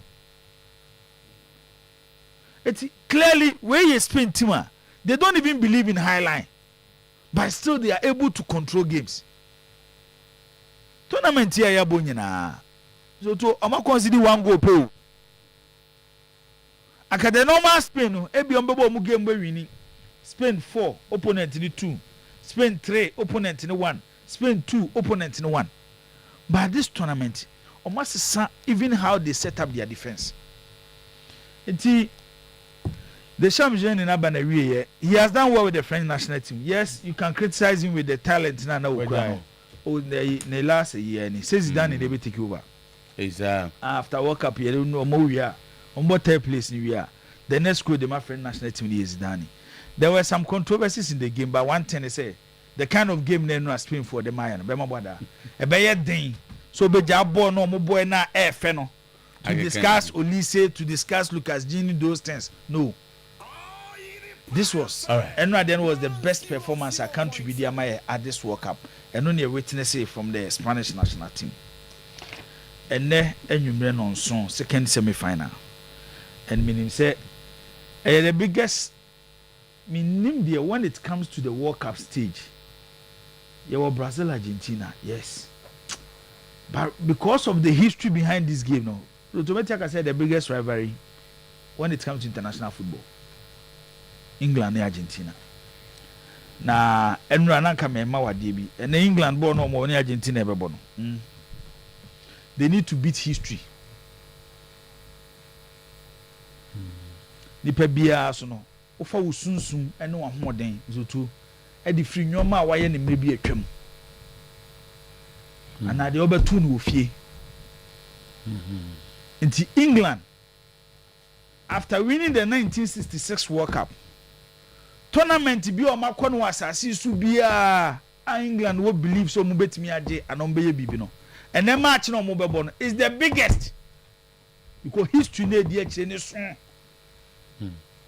ano ding edema the English national team and we discuss it wa ha say be ma boda apart from George Randall our this Sweden ball 58 World Cup final and Happel Safu Jamfi coach no our coach no FC Tiru no our the Netherlands about 1978 against Argentina omo mienu nyina as foreigners omo lusu ye and resaka has in the history of the World Cup country bi a waji World Cup bia de oman mu ni na eje World Cup no ukwaje yemfa foreigner nkwaje enti wo fu say we history ketwa the World Cup started in 1930 number of World Cup aya mzoto yabo na yesi foreigner bi enkokochi wo man bi emfa na nje World Cup o ka say history ketwa na ti ba ko e ka hwan yabo 74 quarter final games in the history of the World Cup 74 quarter final games out of the 74 quarter final games no zoto emu 3 pe ene ewie ye no na sa quarter final game no score line ye 3-1 but you dey make an utie me dey me see yabo 74 quarter final games emu 3 ena be mo boda ye wie na score line ye 3-1 1938 Italy share France 3-1 Italy e defended omo World Cup trophy and omo ba as defending champions in 1934 no mo je no be defended 38 omo quarter final game omo share France 3-1 1962 Brazil no magic 58 62 in Chile omo quarter final game omo ni England omo share 3-1 2026 Argentina energy 2022 World Cup omo ba be defend no World Cup omo quarter final game omo ni Switzerland omo share Switzerland 3-1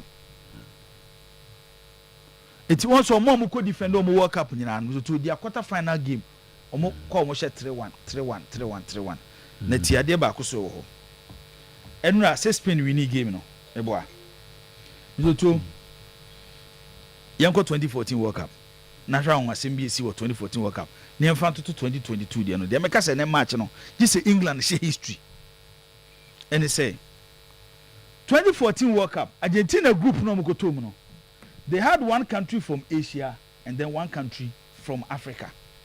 Asia in Iran, Africa in Nigeria. 2014 in Brazil. Omodu run of 16 no. Bema Argentina eliminated an European country at the 2014 World Cup. Quarter final, almost share Belgium. Semi final, almost share previous World Cup na ne abon. The finalist, ano ye loser. It took the previous World Cup, it was 2010. One the ball final, Spain and the Netherlands. Meboa. And a Netherlands lose here. Netherlands and Argentina for sure almost semi-final. Okay, yen famna 2026. Yen kono run 32 because so kono run 32 unya table ni pepe 2014. About Spain round of 16 one omu yi omo. Any European country. Quarter final one omo share omo. Nya Belgium. Okay. Semi-final one omo share omo. France by World Cup na there. Who they compare previous World Cup now? No more your finalist. I share homo. Eti ye ko 2014 Argentina J Cup na. Sorry, Argentina call final na. When Argentina call final ko share Germany no. Na Germany aje World Cup na 3 times. They were chasing their 4th star. Bema Germany aje omo 4th World Cup. So we chat na de compare na dia. And Spain o makoyi France o. To omo final. Argentina won England they born no. They are chasing their 4th star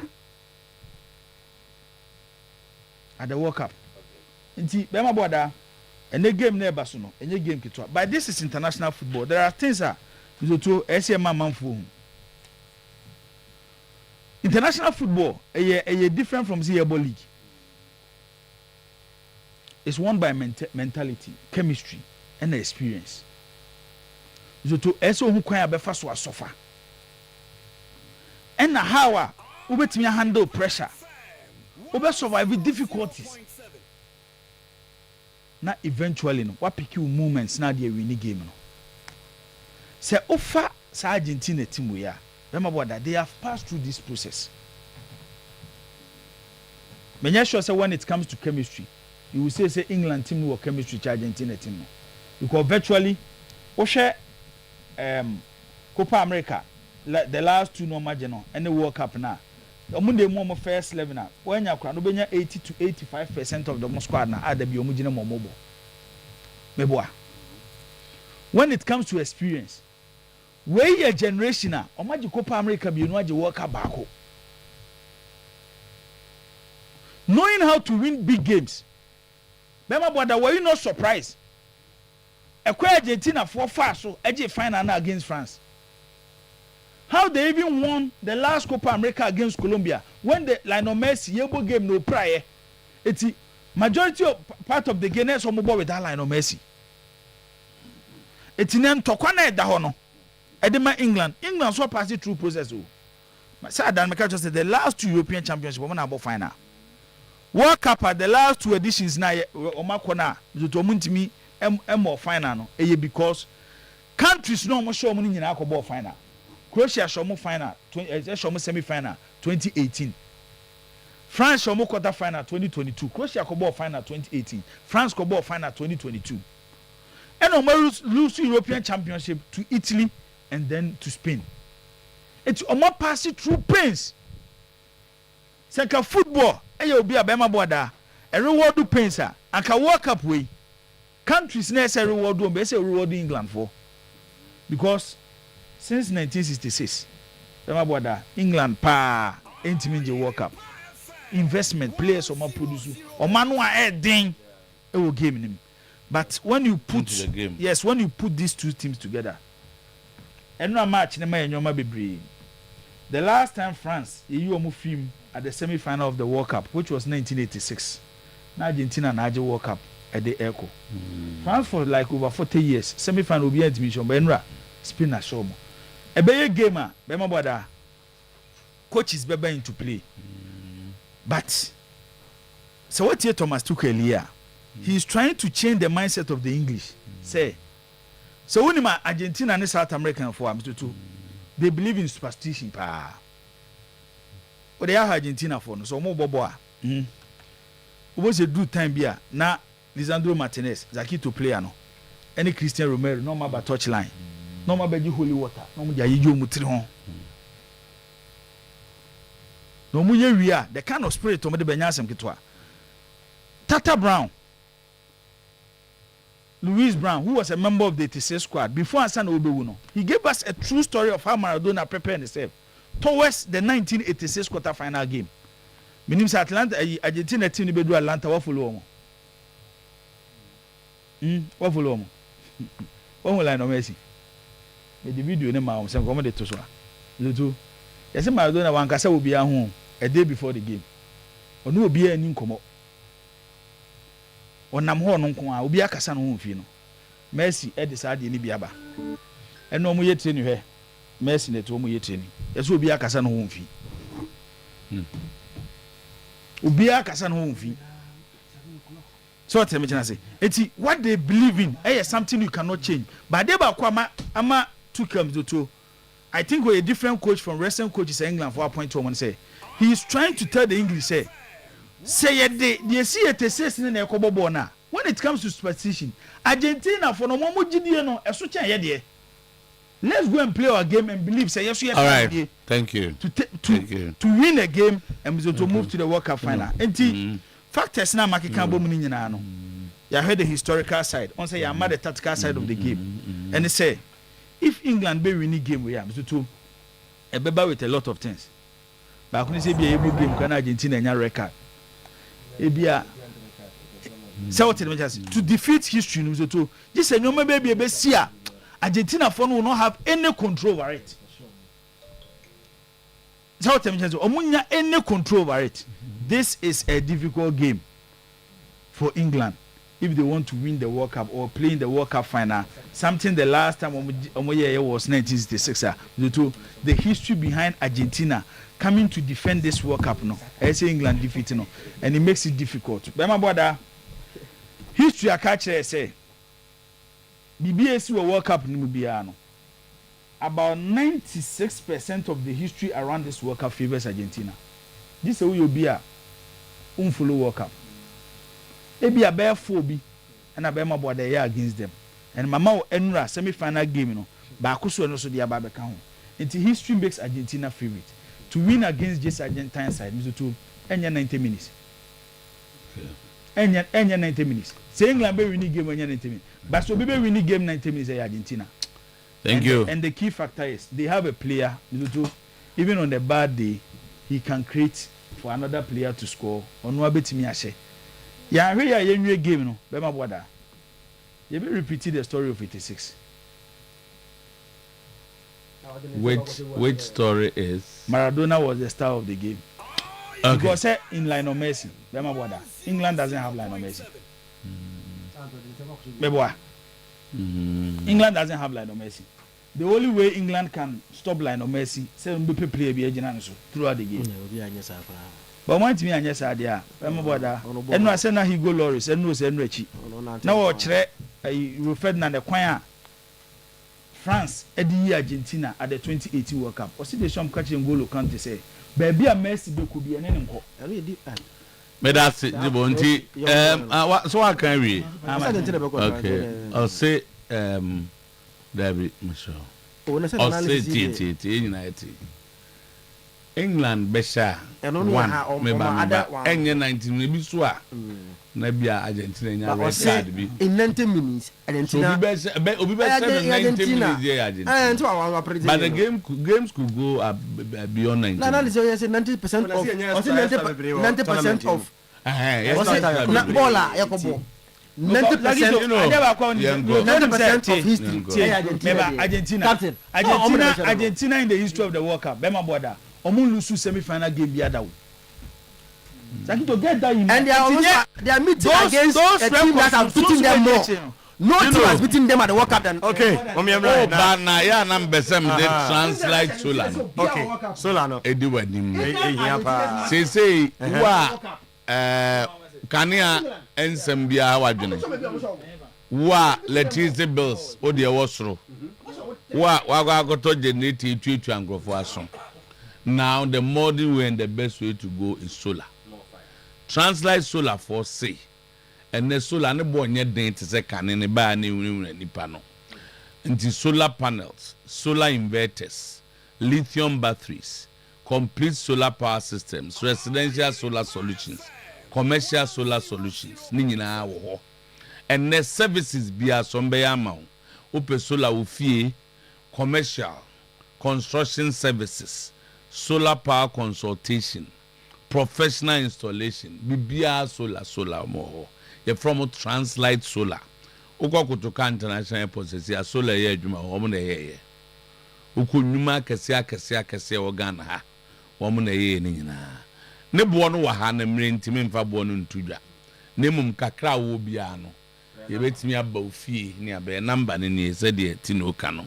0242 438 746 0242 438 746 0256 040838 0256 040838 ebi kan ba me jam yenu ye na oso frɛ if ya wusi no foforo se fie ne ye dada a person the solar panels bi gu soro unu ye solar na nse dise adwuma emre no so a kyeremanya adaje na ma kyerɛ mu se eye technology kakra bi o we are no panels na conserve energy na dia begu battery num enti ade san na no panel untua bill bia wo unya ba anya bosom investka bia bra ni o na me meter nko na de ndi afebo na akọ ba bi ewia de be da jabo we tinyam e was tired the conserve kogum ade chenko ade be kwa kogum sanity baby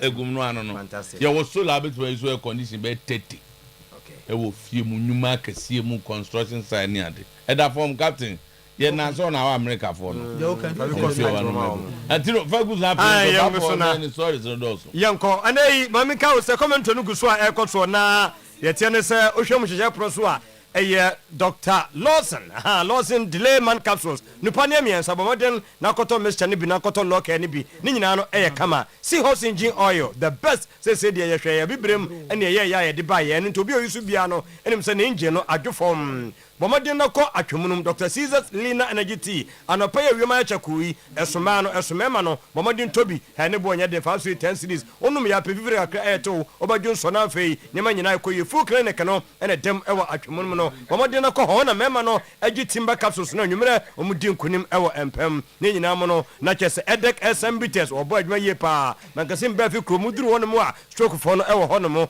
ye de SMBTS no so ba nyema nyina no enso ekoye kama Embo creation sanso na Kofi's kitchen omo nyina no eka ho na shepro so ye di bibia eba ye nto so na fi on today's post ya boafo no Bayport savings and loans and American hosam edi ache wo abo bi ye fe no kokosachi de bia no sini dan masa de make ache wo nyina no wan hwe sika na odi akoto dem no asem bebom no kofa anyamfa so bia ama de bia wo save me save obakono na sika fia bi na abeto ho mfa so fia bi eno ntini ye se bra na fe fasika no ebeye enei investment ewo Bayport savings and loans what the beto no a wo dada ye wo 3 months de ho 6 months de ho ene 1 year de ho ye de mankofo nya gide we mu no se ye no ye de eda payroll lending so ne nyina no ene se ye sika no ye tetere kakran kadan de tutu abadwuma fo ne kan de so me so a ye tene from source wo da controller no nko aso de a na je se enu nti wo de boso me no kra me ensa na o kan na so na emergency bi asi wo ba ya so ye na no ba ye hyehyeye bibia mu so da ho pefe ewo phone so ma wo connect e ma hunu nyema Ghana ha de Bayport nya na wo ba modern edro ma komu a wo bon se traffic light na say office ba kon so ewo ho Mike number ni 0242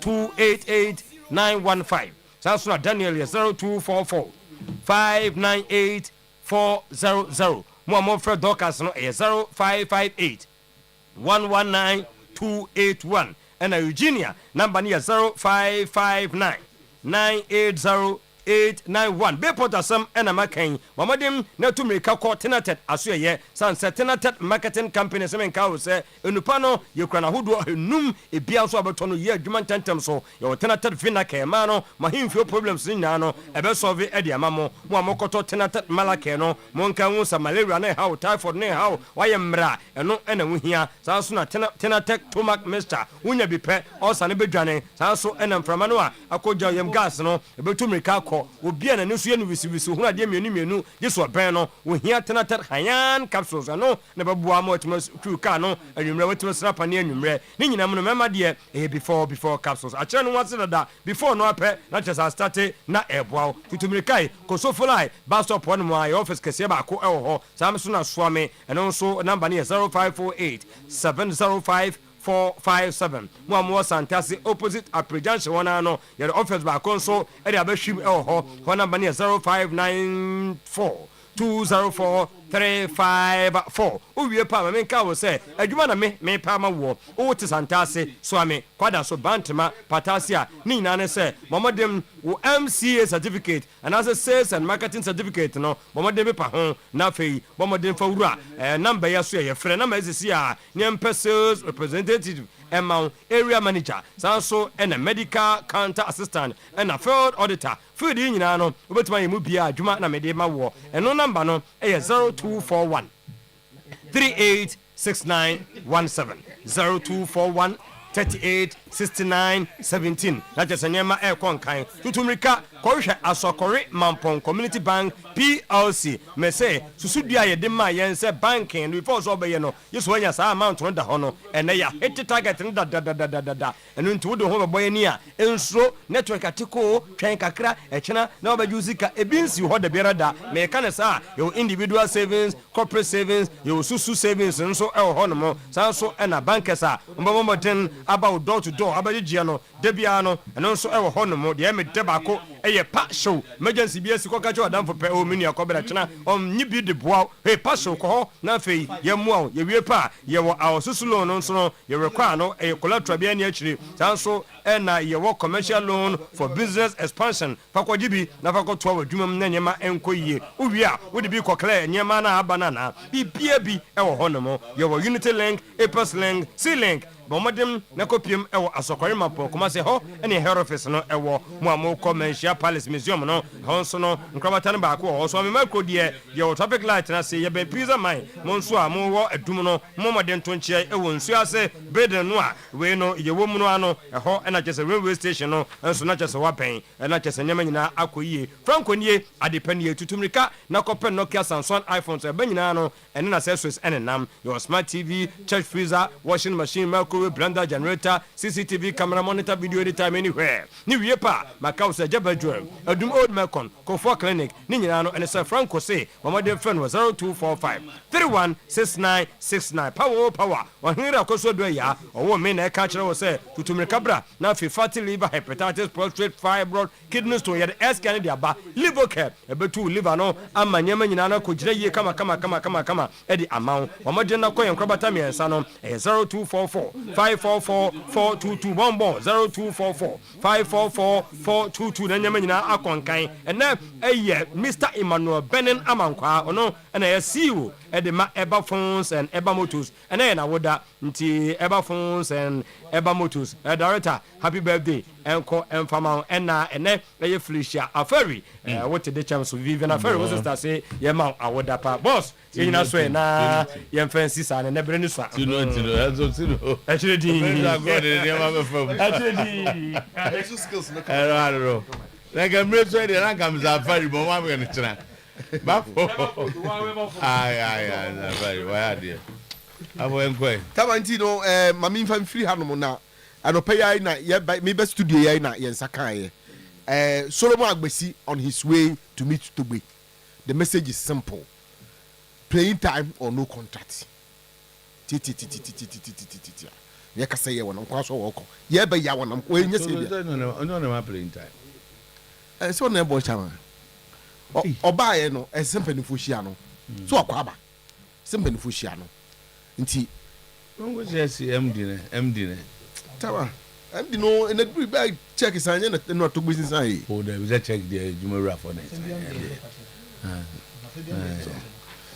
Anubian and Rema. When they a Korea about none of us, baby, I get coach. And there's a coach. Okay. Says who's you know, fencing director, sporting director. No, on the communicate with the coach. You know, say he say we know, and he said a crash between Agbeshi and Asare. Oh, on cause what he. I see me dem for now promising say on man first ya tese kotokoso so abambi. What I say kotokoti te ho me dem man assurance. And he has one kind of so be available. Now as I say work up don't even go that go me that Ghana Premier League. What is it offer? It's about for the back Saudi Arabia. US. US team. Yeah, team from the MLS. And I'm just saying, if you and just walk out na bench or could that post at the World Cup. And those are by that league they are sending now World Cup walk over here. And the Saudi near the Ubia Nigeria. To upgrade Nigeria number 1 goalkeeper.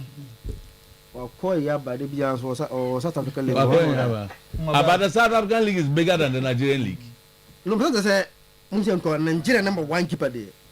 Okorom ko World Cup. No, South African League no there. South Africa. Now only Ayasari on South African League. Now we are in contact Indiana or Tuno. Chipa United or Tuno say on one side be more competitive.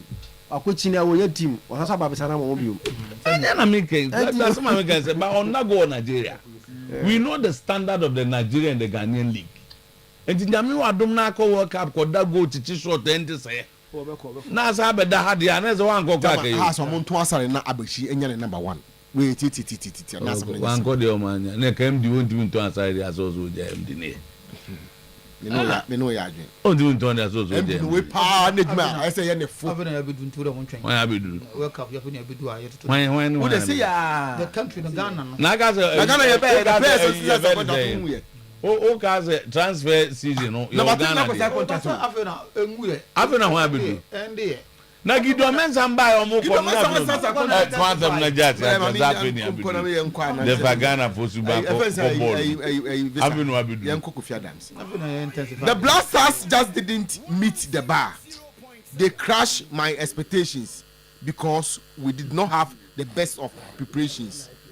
Let's admit that talent we have, but the preparation towards this tournament wasn't the best of situation. Of course, we had challenges with the technical side, and many of us spoke about it. Many were those who were calling for a possible early decision in terms of who really manages our national team.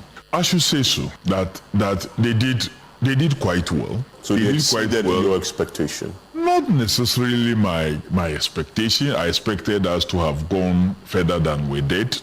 But our loss against Colombia, and before the game, I had all hopes that we were going to do something great. Unfortunately, we suffered some jolt very early. Kofi Adams, if you look at all the losses during the qualifiers, you just couldn't trust the Nyamibeye coach. You can't go to the World Cup with Nyamibeye coach. Honorable Kofi Adams labels Otuado as Nyamibeye coach. If you look at the losses that we were suffering in all your friendlies post the qualifications, you just couldn't trust only in God that Nyamibeye. It means that we're going to the World Cup with just Nyamibeye. So no regrets with no, I don't think so. I don't think so at all. If you watch the strategy of the new coach Carlos, and you looked at our friendlies that we came against the Wales, and our performance against Panama, and our performance against England, and even against the Croatia, you could see clearly that given much more time, a lot more could have been. You were simply defensive. We packed the bus. Well, it's also part of. We couldn't string passes. You say he wasn't striking for you. His is to align things in a way that you can only take advantage of what it is that he has. So I don't think that the coach was bad. I believe that if we had given this coach the opportunity to handle almost all our friendlies, even post the qualification, we could have produced a much better results than we did. And well, okay, Jawaju sa utwado sa ka ibantemo ka mbeti den kabisi enti eno ano no. After not 2 successive CVCA alliance with TSG Hoffenheim and Cincinnati, has enters into another alliance with Swedish top side Harmony IF. This Hammarby FC Hammarby IF. This time to collaborate in youth development and transfers. Enti tama latest has akofaba no. Back on the Oman Huni ye and Tomatrum. Our home said I saw her. No, I'm representing meaning go for whatever. I don't know yet. Also, Hoffenheim, the Cincinnati. I know it's for senior side, and we are junior for the youth side, you know. And transfer, and I didn't. As I'm kissing. Now, Tama, as the you was what today. Then I see. Say, or more you be deal. Bequeen, I don't was it in there. As good. Bequeen. You tell me, I'm the man. Oh, my unity. Well, Bequeen. No. Oh, Mamma, okay, justify your Christian, some must home. Stay the team only as good. No, him. Team now qualify from a Division 2 or more playoffs, no more bonus. And when you're as good. I asked God to phone in the man. Yes, I justify a team. And you're as good. I think they have another team. I saw him at Oyerepa team, Division 2. Middle league into coach. They say team back, opponent team back. Yeah. But let's go to phone the unit, you know. Owner back. I then I would do owner back. You'll be bought a year. Owner back. Yet, promise. Debbie. No, you had to promise. Just about with it. But Captain, we can say program there. I think I think the minister can need the Yakan to a conclusion coach, you know, on one account of fan. Now, Omunyan sign, no certain. On fact, pain secret tasso, no certain. And I may can say, so we just over calculator Abosika or G, and Sanamana say $80,000 annual electronic. See, 20 years of calculator there, any because Uber comes to coaching. National team coaches, no over human, say, the good Suania, not Ghana, yet the Nubu Krabaka, they offer more. 80,000 a day is okay. If Obama in the kind of results are here, which I believe will say, yes, coach, you know, your coach will be in case that matter of coach in Libya. So he give you results. At least that Ghana be now another confident no one to talk or the back. And then Ghana now and also run. Yeah, competition. And so we need that. One continuity will help us. And not ensure progression, and for that matter, Ghana will go places. So I think it's the argument over who coaches Ghana no say them so to change. Now they can say the FNO will let him sign and remove him. Okay. Not man I mean, as an abe no you say madam for your Fidelity Bank. You say Mumza Baba za the house no to win the selection na I would say but also player be go to go say Obama na chairman Obama Bobia no man. People don't understand my member Ikaka. House of folk. You don't know ni ball at Togbe and everything house of folk, even though there's a board. But he's a board chairman. Player no do time is extending the contract. With the club. And only demands. I could do baby. I said to go to the boom. The idea I'm playing the corner no. I said to go to the boom. But the player don't feel say. Yes, every uncle keep post the BR and I work up here and coach oye so obi pra na say oye nabo ni nyina de ate ase no ba bi o ko say meeting the to go na say the over has it na oba edma oil pa na general manager wo but me free say me person me share the adwuma say about your contractual obligation ba ngo share adwuma wura say on sure say the bi over kasa kasa de say be o head of department program for na kasa to to where e be do from ho is it no no ebia sasa ko abo ho a ye jema na who say maybe naka come on who say maybe naka did it as well the whole thing is the house of folk no house of folk no they are bent obun person go siloko obu pe house want to maintain a gosi ni nyina ni mo ya adwen na se to we na we che say me na me da no no so to one say me na mo che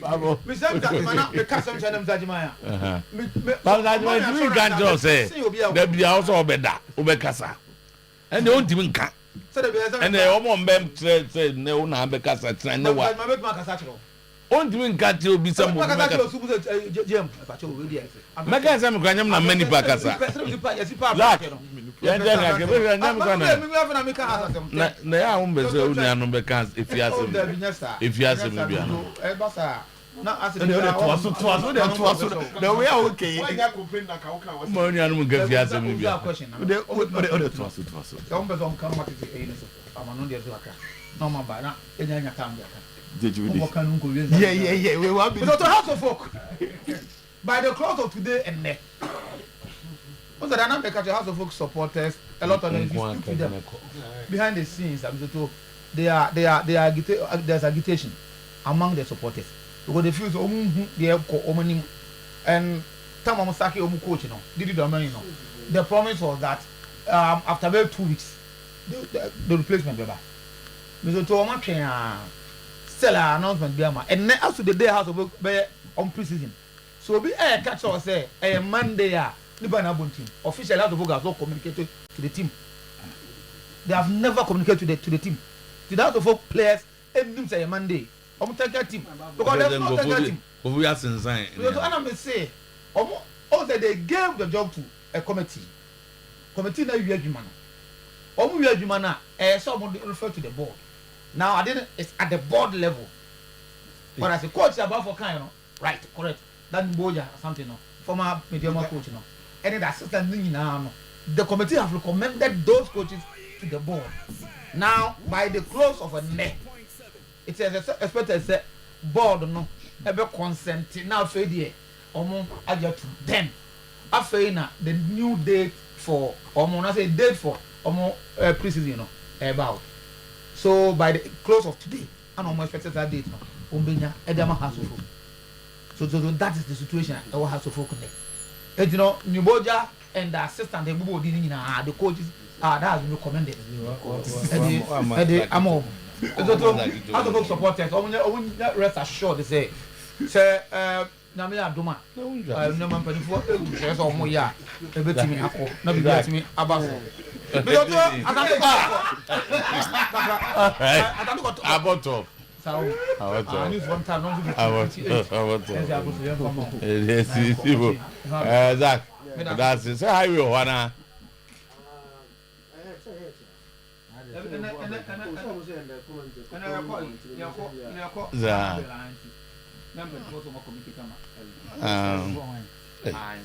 the team will be living to I say a question is it what arrangement that will be any more way okay yes Pepra any news for the Adiaba oppose in the so that no magic okay you know